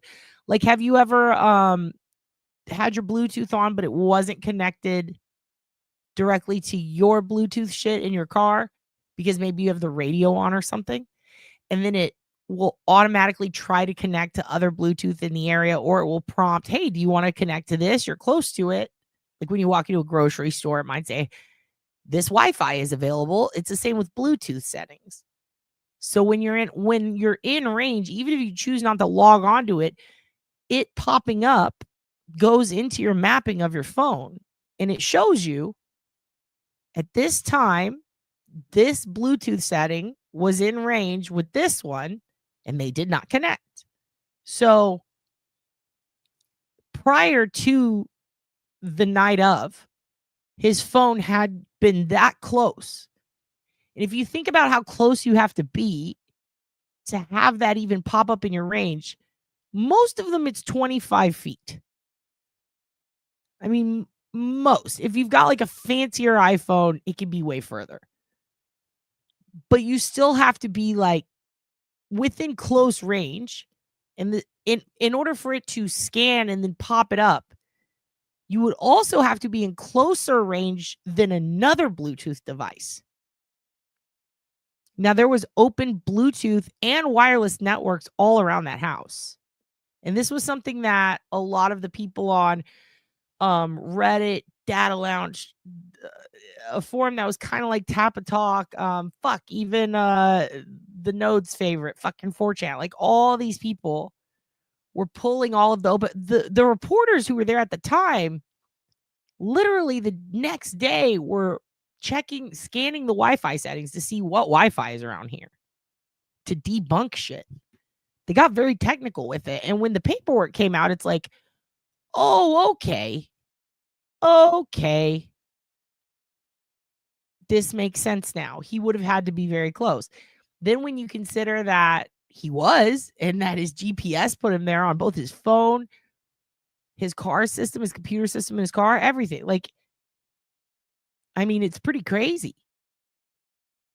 And I love this. There's no reason his DNA should have been on the sheath of the weapon that he'd also just bought. I mean, it's a pretty slam dunk, right? Pretty big slam dunk. To this fence line, and basically the little trail continues to loop around. I don't want to go in the backyard of the people who live back here, but we'll show you what's on the other side. Okay, so we're up on the road back behind the house. This house behind me, that path that I showed you, that path connects to the backyard of this house. And there's really a whole other neighborhood up here. We're going to show you. I'm going to get in the car and drive you up.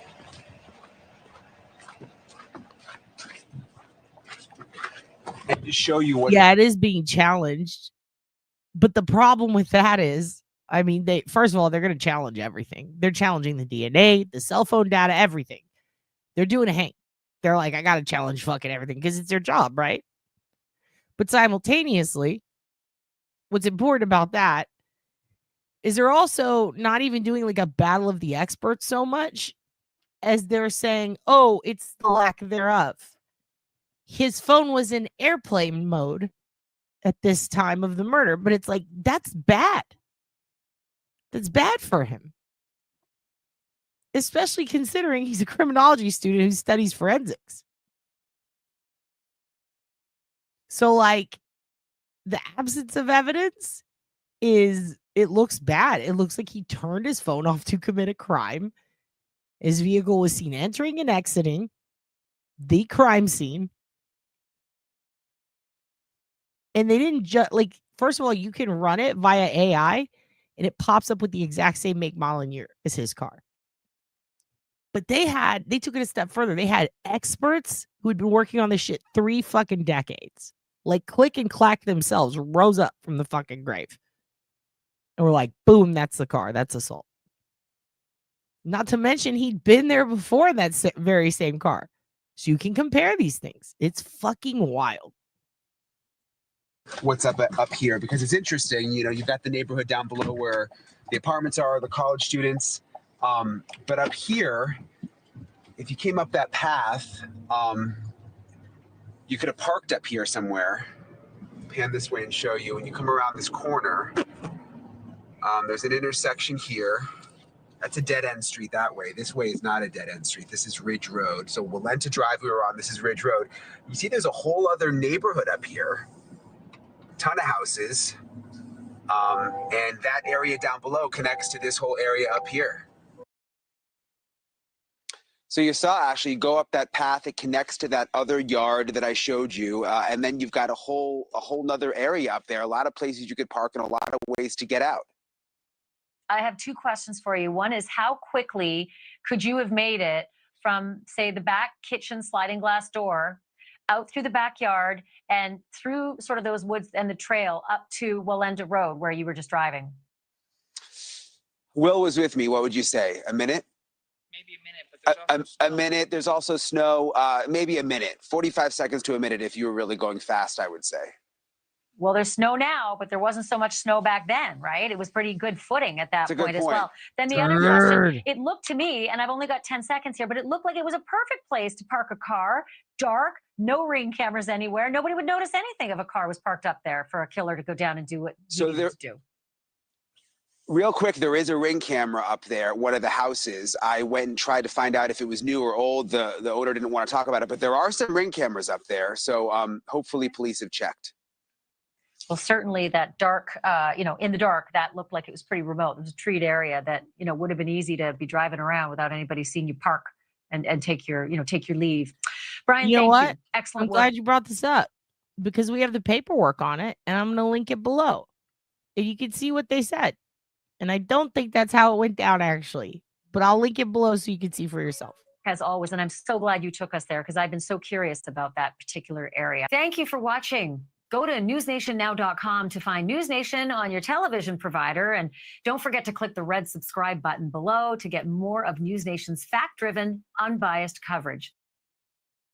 Funeral yesterday for the father of former Olympic figure skater. Okay, pausing this. Don't want to spoil anything.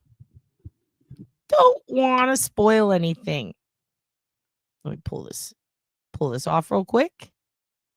Okay. So we heard Brian's rap.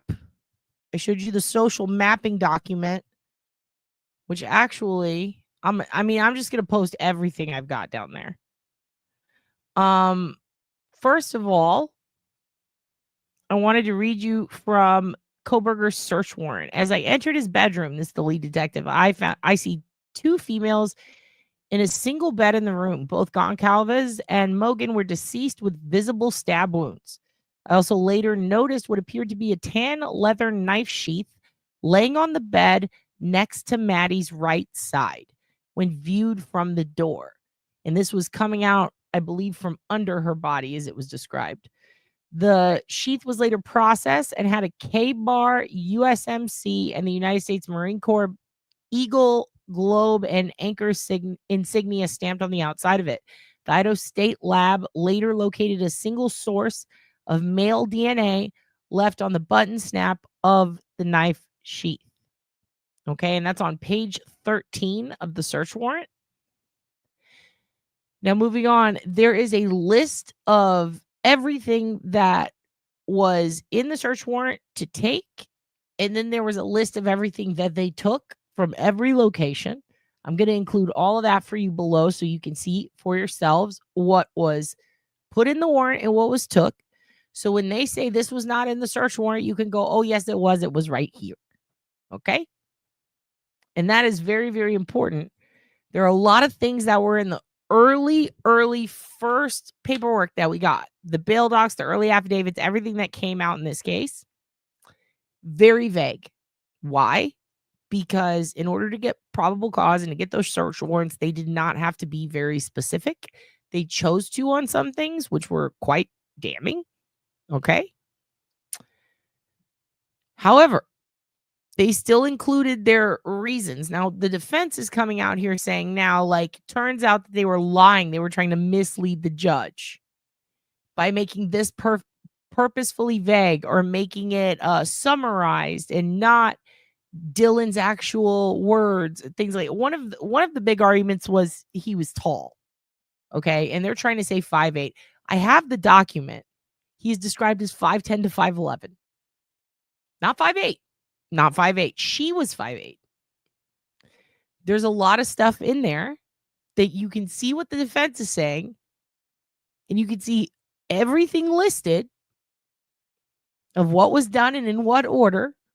You can see the FBI guys' take on it. You can see how they searched the house, why, the no-knock warrant, everything. You can see all of it. You can see when shit was signed. there is a such thing as exigent circumstances. Simultaneously, in a crime of this nature and this magnitude, especially when it is cross-country and it is a federal case, there are different rules. The defense attorneys are doing their job, trying to fight everything, even if it's frivolous shit, but that's their job. That's their job. They're doing what they can. There's a lot in there that is now getting misconstrued by the media, like 2 mystery DNA. It's never disclosed. First of all, it was disclosed. It was in that first document. They even straight up say 2 unknown males' DNA. They've brought it up millions of times. It's just like the Jack the Ripper shit. They even name names. I know it's not a federal case. They had federal people working on it. They had the FBI assisting them. They're federal agents.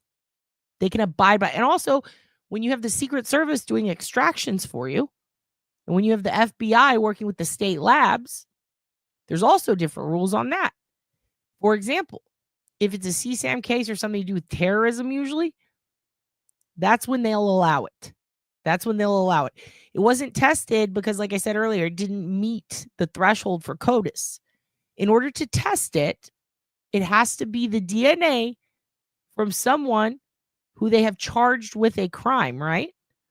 And it also has to be within the boundaries of the crime scene. There's no probable cause to test it. The DNA was on a glove outside that was found 11 days later near a trash can.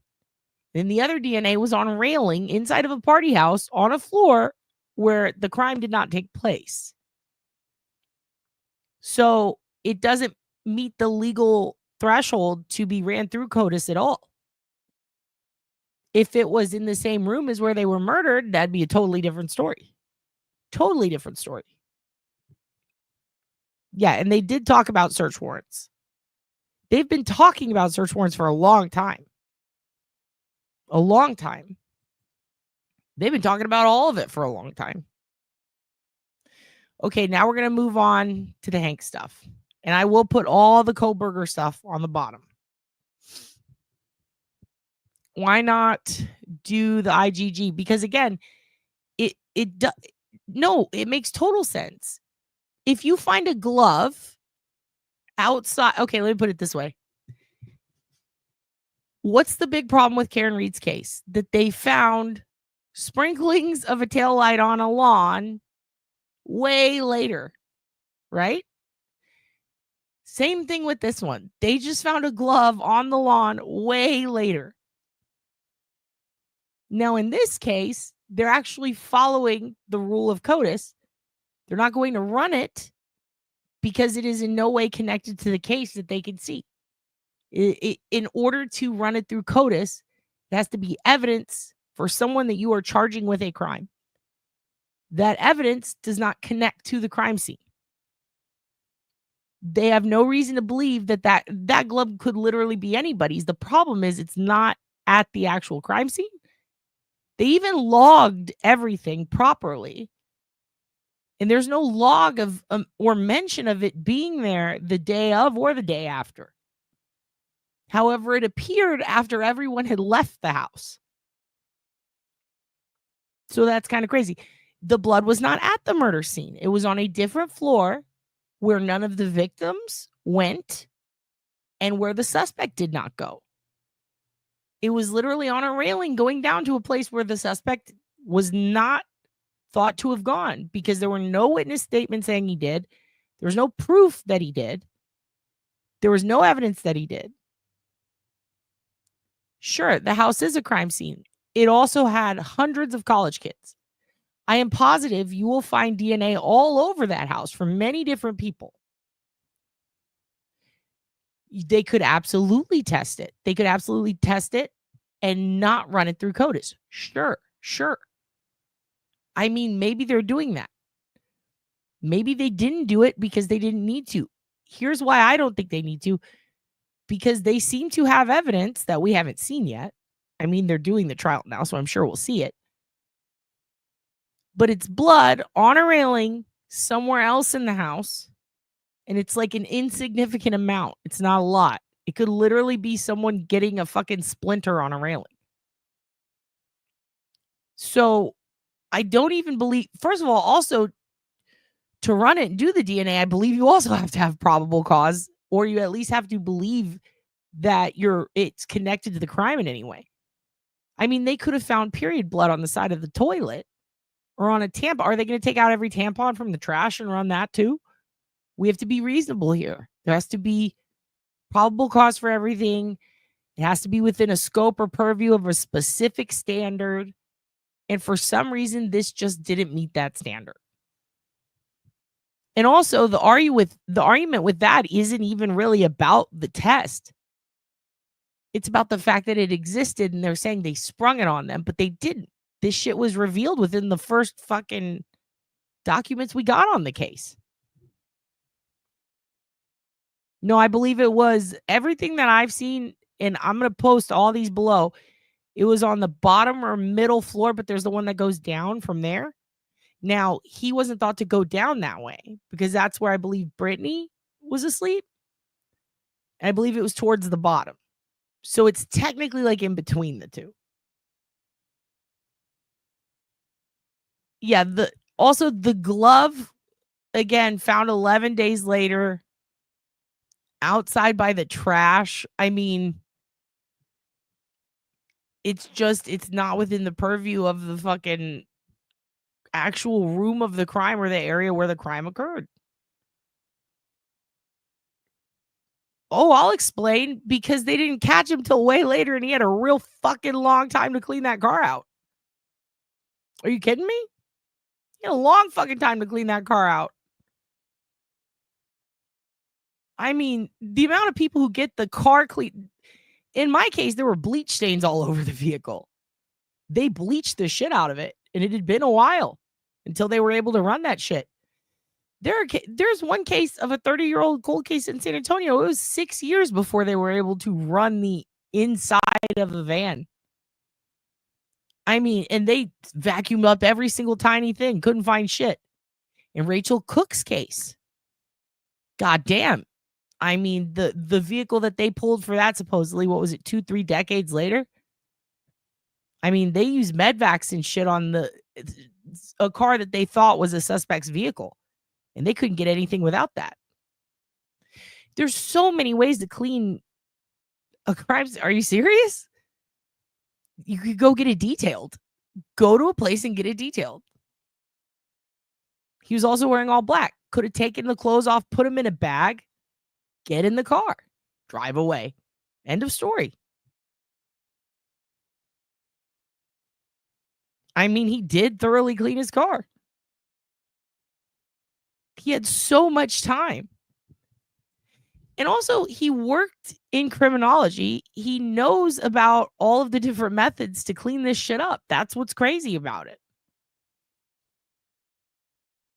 No one knows what he was wearing. Then how can you be so sure that he got blood all over himself? How do you know he got blood all over himself? How can you be so sure?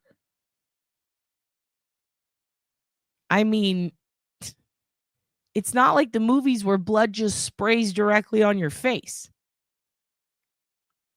Sometimes people do get away with crimes without getting any blood on them.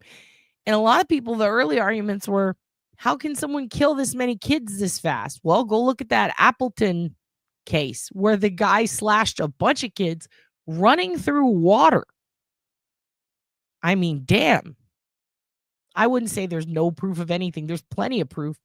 There's tons of proof. I'll link it below. I encourage you to read every single affidavit.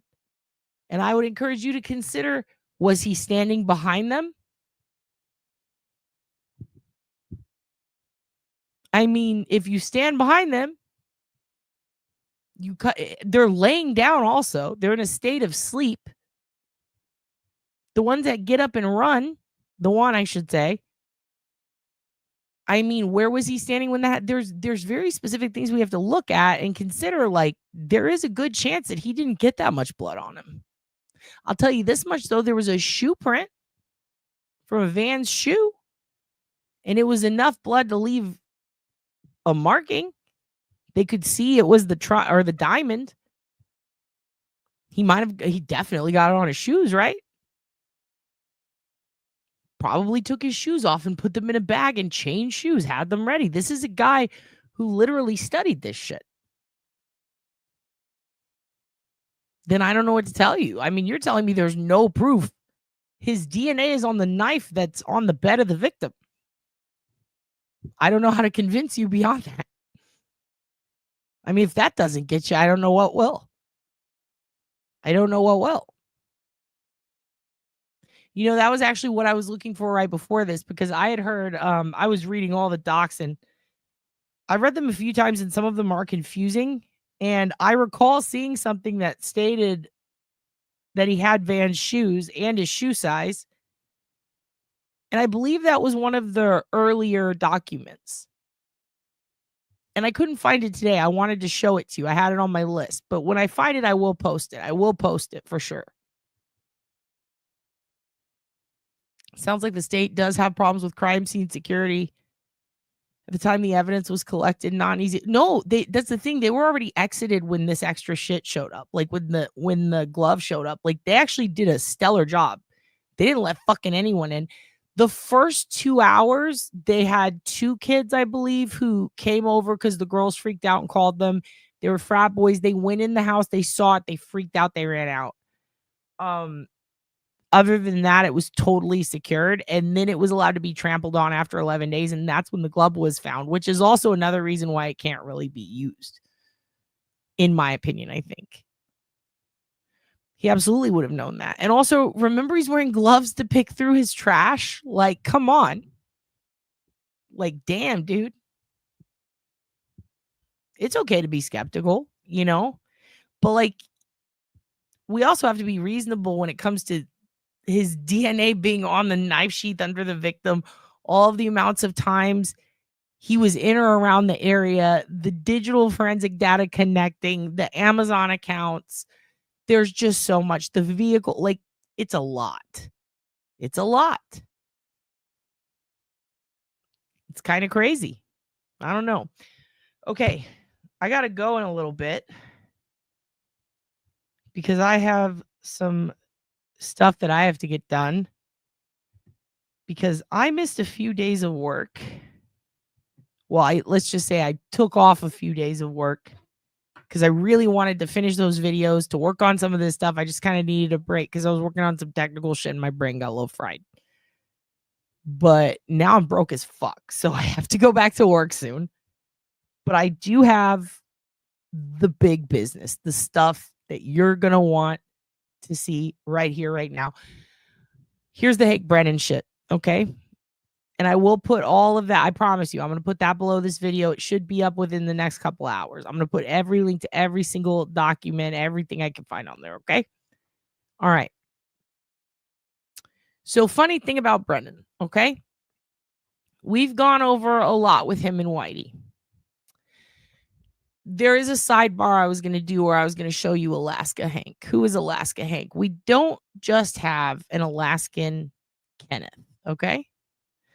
We have an Alaskan Hank Brennan. I was looking for, I'm edging you right now. I was looking for some Hanky shit. I was like, man, this is cool. Hank played in 2014 with this band. And they did a cover of a rock song and he played harmonica, and this band happened to be like a punk band that played at CBG. What, Hank? Your homies played at CBGB's? I was like, that's cool. There's no footage of him playing. I was like, damn it. So I started looking more into some of his older cases that I thought were interesting. And then there was a very familiar one. I go, I know this name. How do I know this name? And then it occurred to me, oh, right. Kerrigan. That's Nancy Kerrigan. Wait, that's right. Her brother murdered her dad. Forgot about that. I was a kid. Actually, I think I was an adult when this happened. But I was a kid when I was obsessed with her and Tanya and that whole thing. So I hadn't really thought about it in a long time. I remember hearing this shit on the news when I was younger than I am now. God, it was a while ago. I believe I was in my 20s. But yeah, imagine my surprise to find out that Hank Brennan represented Nancy Kerrigan's brother in the murder trial of their father. And what's crazier is, I'll just let you see. Check this out. This is wild. Hanky got his hands in everything. Damn, y'all.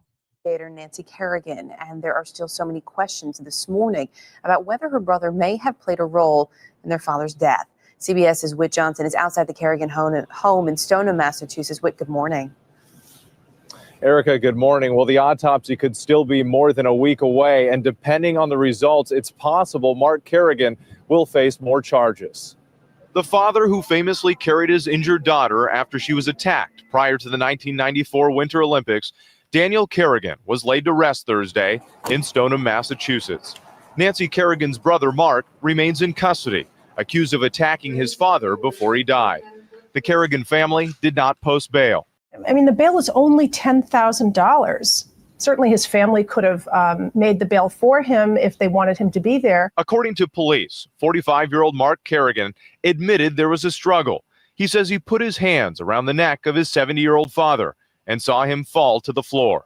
He strangled me in the bedroom.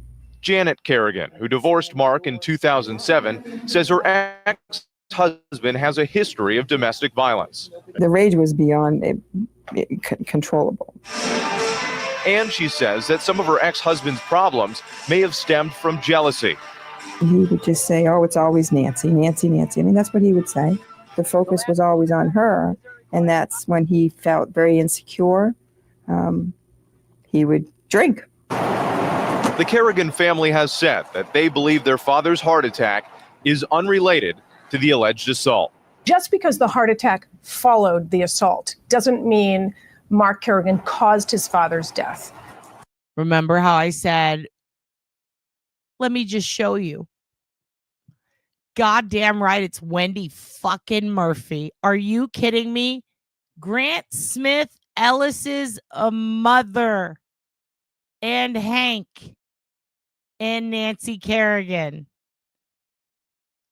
Holy shit. I mean, the bail is only $10,000. Certainly his family could. Grant Smith Ellis's mama. That's interesting, isn't it? How the most anti-FKR person, Grant's mama, and Hank, both got a little screen time with this shit. Interesting. It does go deep, doesn't it? Doesn't history seem to repeat itself? Also, wow, time sure is a flat circle, isn't it? Would have made the bail for him if they wanted him to be there. According to police, 45-year-old Mark Kerrigan admitted there was a struggle. He says he put his hands around the neck of his 70-year-old father and saw him fall to the floor. He strangled me in the bedroom. Janet Kerrigan, who divorced Mark in 2007, says her ex-husband has a history of domestic violence. The rage was beyond controllable.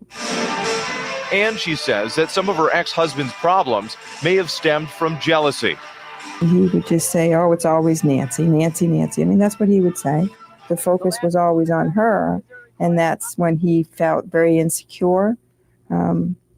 He would drink. The Kerrigan family has said that they believe their father's heart attack is unrelated to the alleged assault.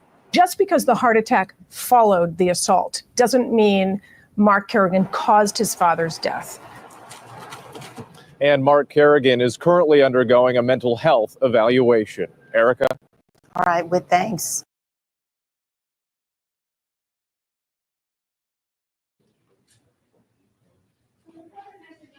All right. It's going to play you a couple more clips of the Kerrigan trial. Some of them have Hanky in them. I just want to show you some of this. Some of this shit's wild to me. I threw in a couple of interesting nuggets for you to check out.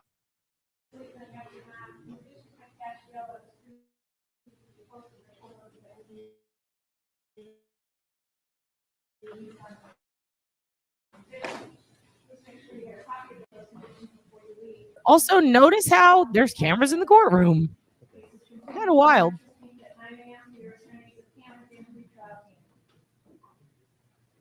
Thank you.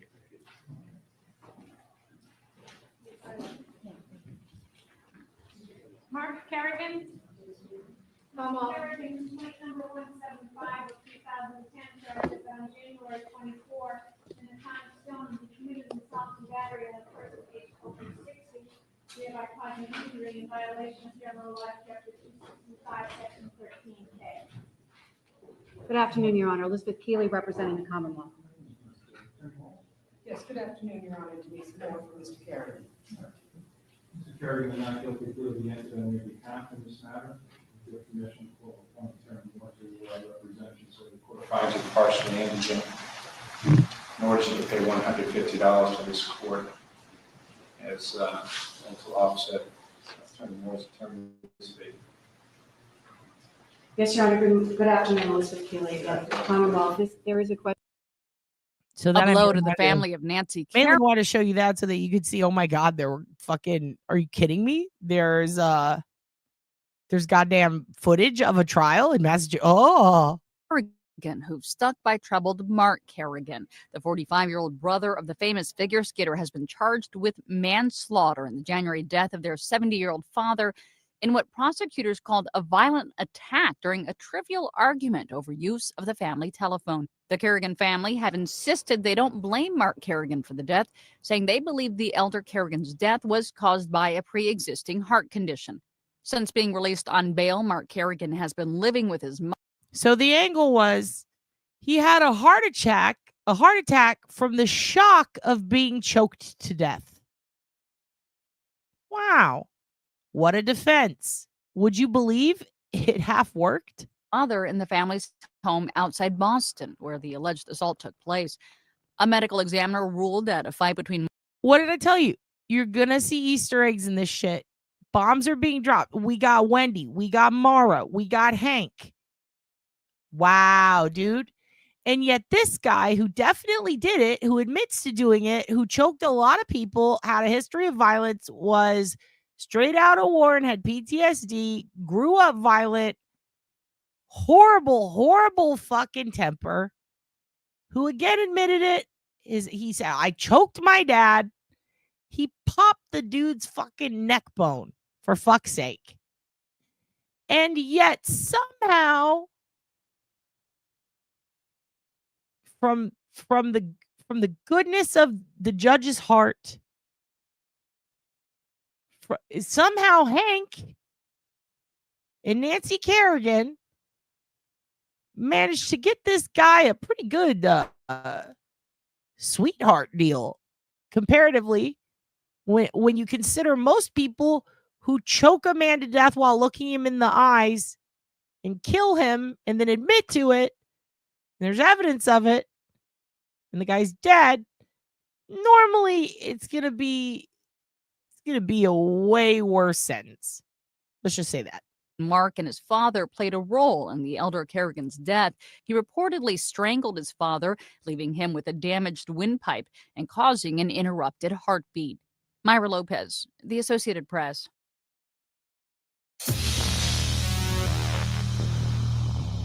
We have powerful video today as Olympic figure skater Nancy Kerrigan broke down in court at her brother's sentencing.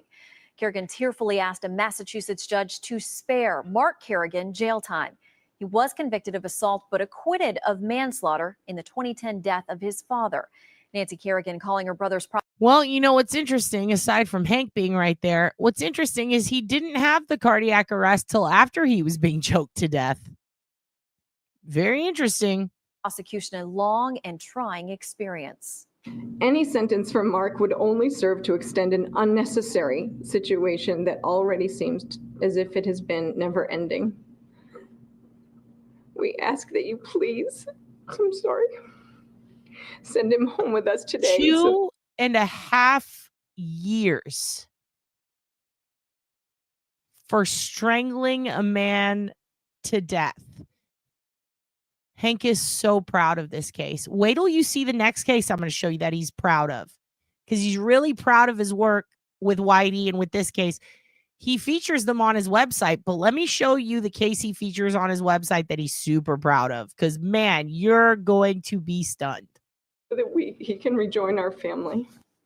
Kerrigan was sentenced to the maximum 2.5 years in jail. The maximum 2.5 years. Holy shit.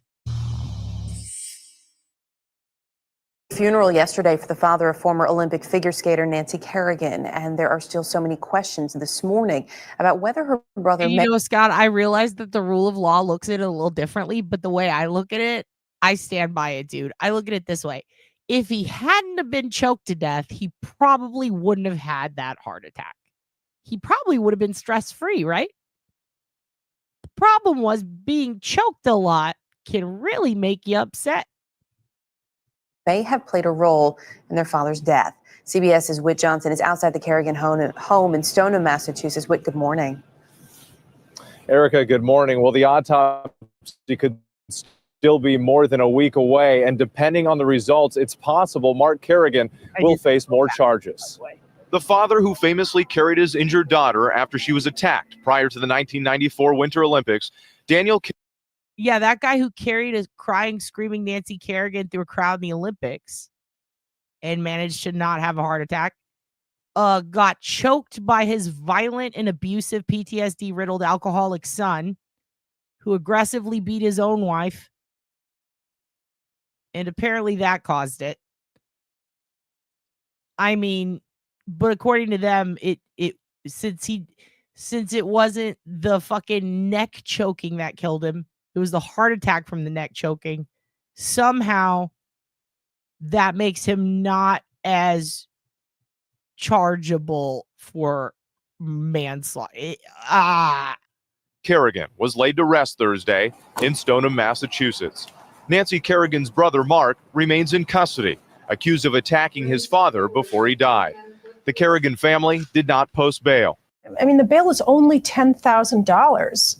Certainly his family could have made the bail for him if they wanted him to be there. According to police, 45-year-old Mark Kerrigan admitted there was a struggle. He says he put his hands around the neck of his 70-year-old father and saw him fall to the floor. He strangled me in the bedroom. Janet Kerrigan, who divorced Mark in 2007, says her ex-husband has a history of domestic violence. The rage was beyond controllable. And she says that some of her ex-husband's problems may have stemmed from jealousy. He would just say, oh, it's always Nancy, Nancy, Nancy. I mean, that's what he would say. The focus was always on her. And that's when he felt very insecure. He would drink. The Kerrigan family has said that they believe their father's heart attack is unrelated to the alleged assault. Just because the heart attack followed the assault doesn't mean Mark Kerrigan caused his father's death. And Wendy would say some crazy shit like that, wouldn't she? Wouldn't she? Kerrigan is currently undergoing a mental health evaluation. Erica? All right, Whit, thanks. God damn this case, dude.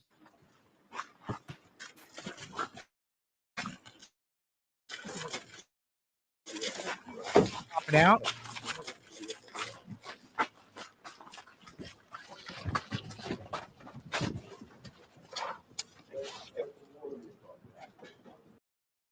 Former prosecutor Jack Ford. Jack, good morning. Harry, good to see you.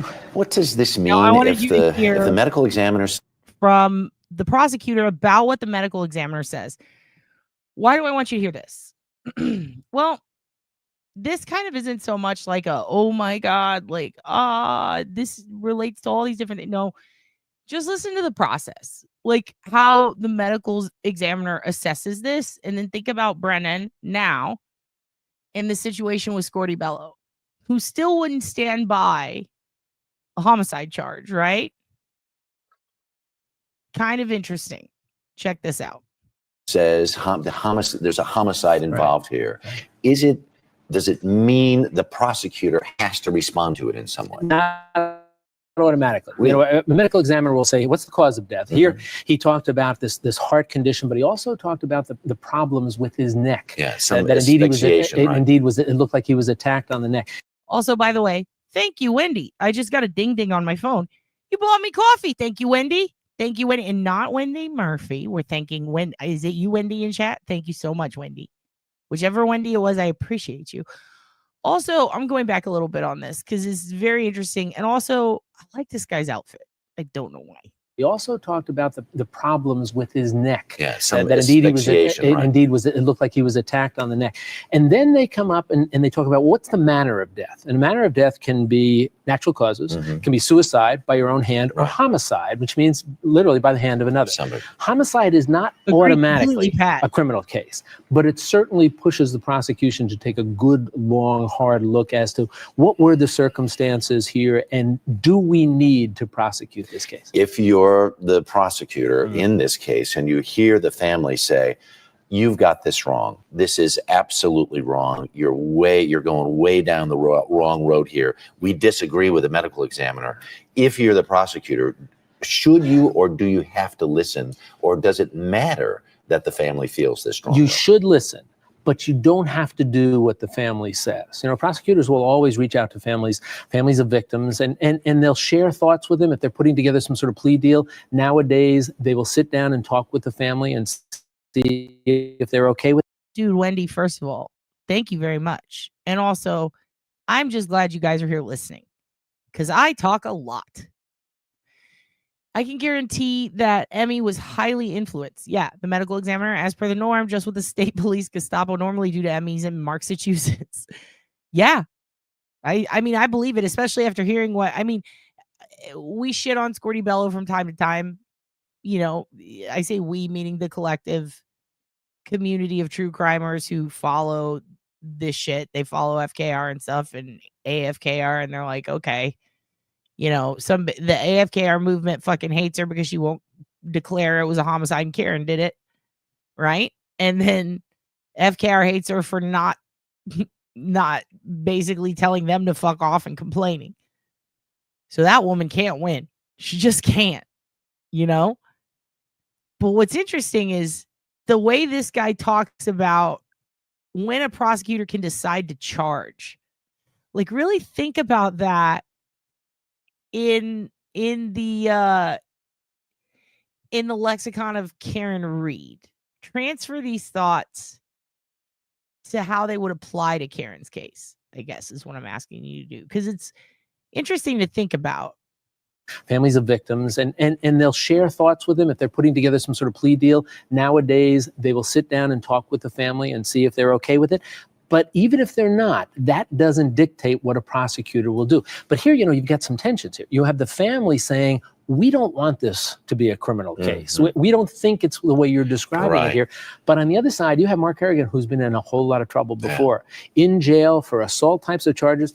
If I'm the prosecutor, I don't think that I can close my eyes to this case. There's a larger responsibility of the community at Now, it large. still doesn't mean that there's going to be a criminal prosecution, but if I'm the prosecutor, I got to take a good hard look at it because of that. How important then is this ongoing evaluation that he's going through in terms of how it's going to weigh in all of this? Probably important in terms of if they do decide to prosecute him, there may be some either a defense. We've heard it reported that he's suffering from post-traumatic stress disorder. Right. You know what? That can be an absolute defense to things, or it could certainly at least be a mitigating factor. Right. You could go, if I'm his lawyer, I can go to the prosecutor and I say, look at his pattern here. Look at his history here. Let's try and resolve this in a fashion that will keep the family happy, also keep you as a prosecutor happy, but reflect what his condition You is. can feel the anguish of this family, though. it's If they're just a thinking terrible about case. here, the patriarch of the family has passed away under very bad circumstances, and looking at the fact that Who's the son might suspect? end His up- own son. Horrible. Jack, thanks so much. All right, Really Harry, good to see you. appreciate it. Yeah, Covering New England tonight. Testimony continues. The ultimate middle. And we're actually not going to watch another one of these because I want to show you something crazier than that. If you thought that was crazy, wow. Wait till this one hits your brain, okay? So I looked up this case. I wish I could read you everything. I did have to FOIA some of it. When it comes back, if it's juicy, I'll share it. Chances are we're not going to get much back. I don't know. It's hit or miss because this kind of falls into some shady territory, as in the subject matter involves a sexual assault victim. This is a case that Brennan has on his website that he touts as a win for him. He represented a New Jersey man. Let's read what happened there. From what I can tell you, it seems like a guy who did something really horrible got off from doing something very horrible. And I don't mean that literally. I mean I do mean that literally. He got off. He did not get in trouble for this. Even though all of the fucking evidence points to him doing it. Judy Hun, oh man. Judy, you're going to want to go back about 10 minutes from now if you're watching from current time. Go back 10 or 15 minutes. Go back to when we start the Nancy Kerrigan stuff.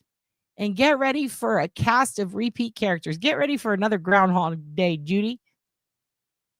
Let me give you a quick spoiler that's going to make you believe me and really want to go back. Check it out. Wendy, Grant's mom, Hank Brennan, Nancy Kerrigan's brother's murder case, all in one.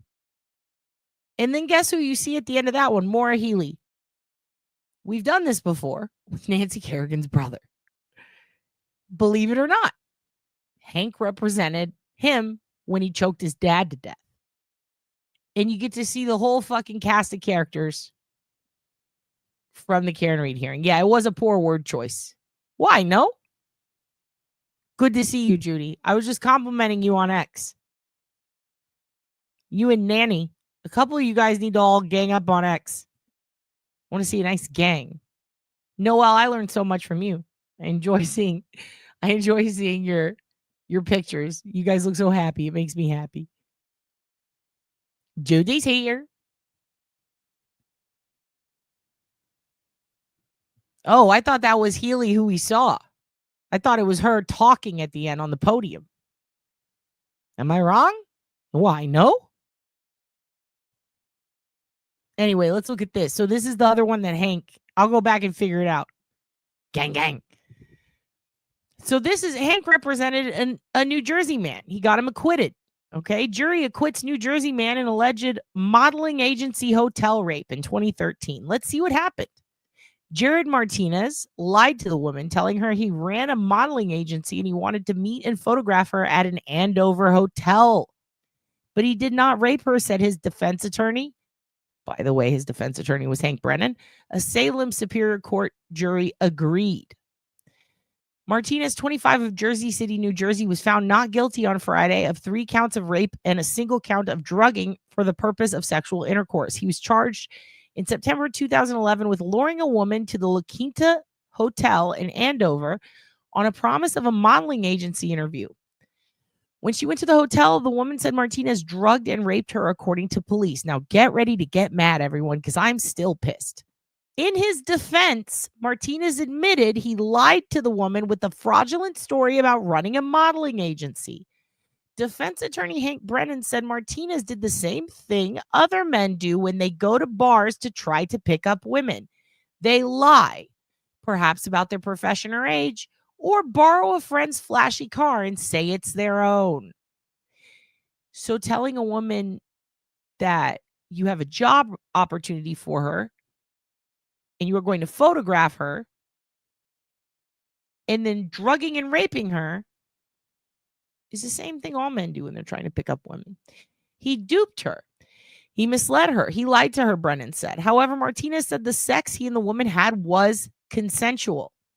Martinez did not testify at trial, and Brennan said no other witnesses were called in his defense. When questioned by Andover police, Martinez admitted he had consensual sex. He had consensual sex with the woman and agreed to provide investigators with a DNA sample, said Brennan, who worked with fellow defense attorney Gina Baxter on this case.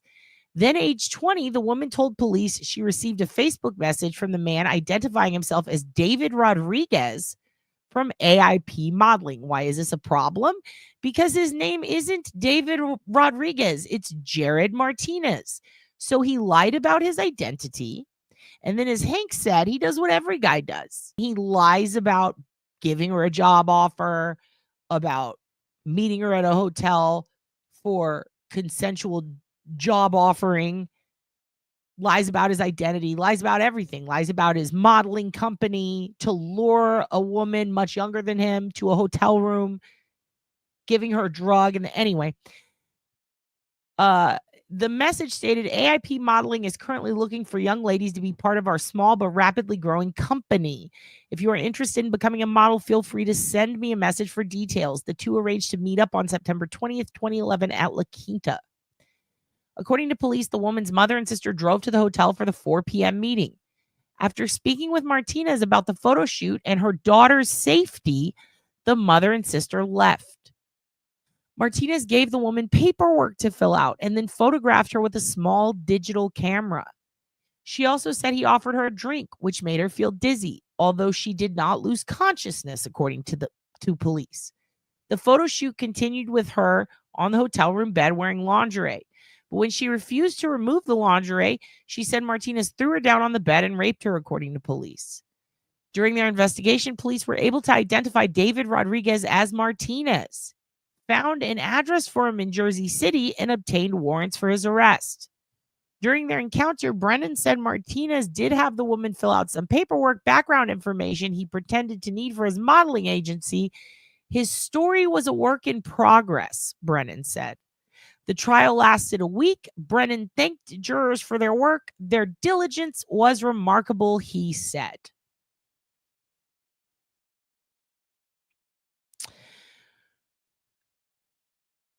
Notice there was nothing in there about proof that he didn't do it, because there was a lot of evidence that he did. In fact, he lied, he lured, he molested someone, he drugged them, and Brennan, in his closing statements, acknowledges all of this, claims it's just a grift to get women. All guys do it. So he made up a company. So he made up his intention. So he made up his name. So he lied about everything. So he created paperwork. So he did all these things. But guess what? It's her word against his. And the jury agreed. That's one of the cases he's most proud of, and he cites on his own fucking website. It skips over all the important shit.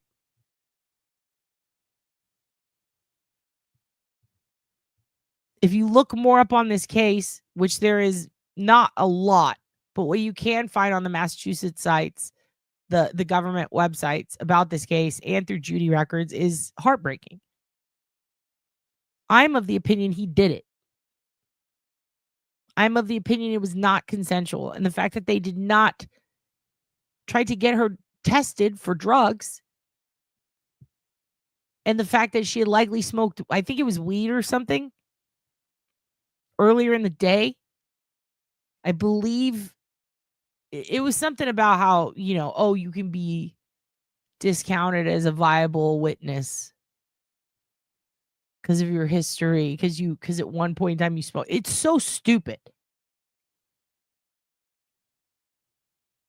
This guy solicited, lured to a hotel room a young woman with a fake job, gave her something to drink. She passed out, and he had sex with her. She was not unconscious. She was like out of it. From everything I've read about this, she was groggy. She was in a state of like sleep paralysis because she's fucked up. Was she conscious? Yes, she could feel him doing it to her. She could see him doing it to her, but she couldn't fight back. And yet here he is admitting this guy did all of that and somehow acquitted. And that's something that Hank is super proud of. He's also proud of Nancy Kerrigan's brother, who choked his own dad, looking him in the eyes until the man had a heart attack from panic and died, who got 2.5 years. And then there's Whitey, who also did the same thing Nancy Kerrigan's brother did, but to women, and he did it until they died from a broken fucking neck bone. And then he buried them under a highway with a lot of other people. There were over a dozen murders attributed to him. And then mysteriously, one of the witnesses ends up dead. But anyway, wow. Hank.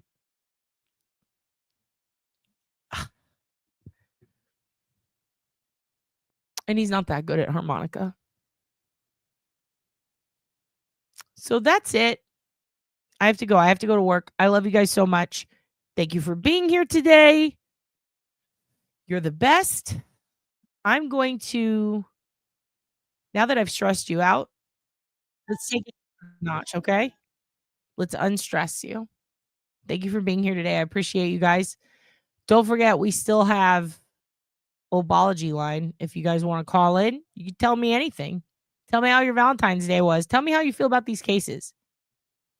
If you're pissed off and you disagree with me on something, yell at me. If you have a cool accent, you want to share it, share it. If you stayed awake through your Ambien, you want to turd out for a minute, turd out, dude. If you want to have a cute Susie moment and do a swingers on me, that's fine. I'll listen to 5-6 messages. God damn, that was so funny. She's adorable, dude. I love her. Thank you guys so much for being here. I'm sorry we had to cover so much shit today. Oh my God, we almost did 4 hours. I'll put a link for a voice changer, actually. You just reminded me of that. I do need to do that. You're the best. Thank you for hearing me out. I will put links to everything below. You're all the best. Gabagool, gabaga. You're pissed? Go buy weed. Have fun. You guys have the best day. I hope you have a great weekend. I'll probably see you tomorrow. I had to share this with you because I'm sitting here like, what the fuck? Nancy. Again with a Kerrigan. Oh, fucking Wendy. Oh, fucking Hank. Like, Jesus Christ. And then to see that last case, I was just pissed off. I was just plumb pissed off. I'll tell you what. And of course, you got to hear Brian Kohberger's rap skills.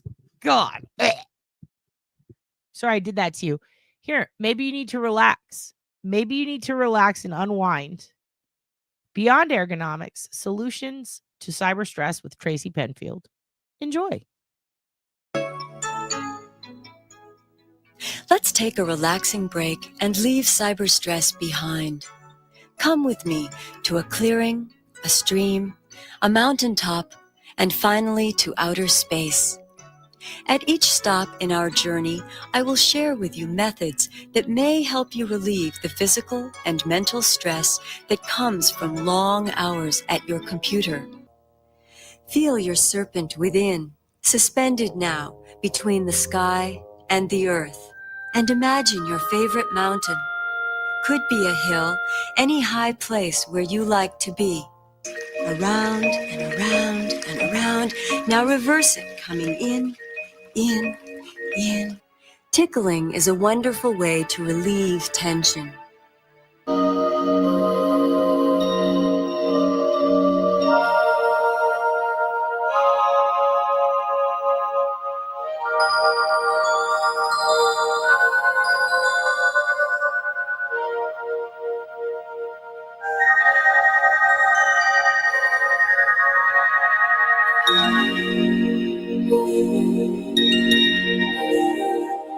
I thank you for moving with me from place to place. I hope you will continue to visit these places and incorporate them into your workday. And remember, relax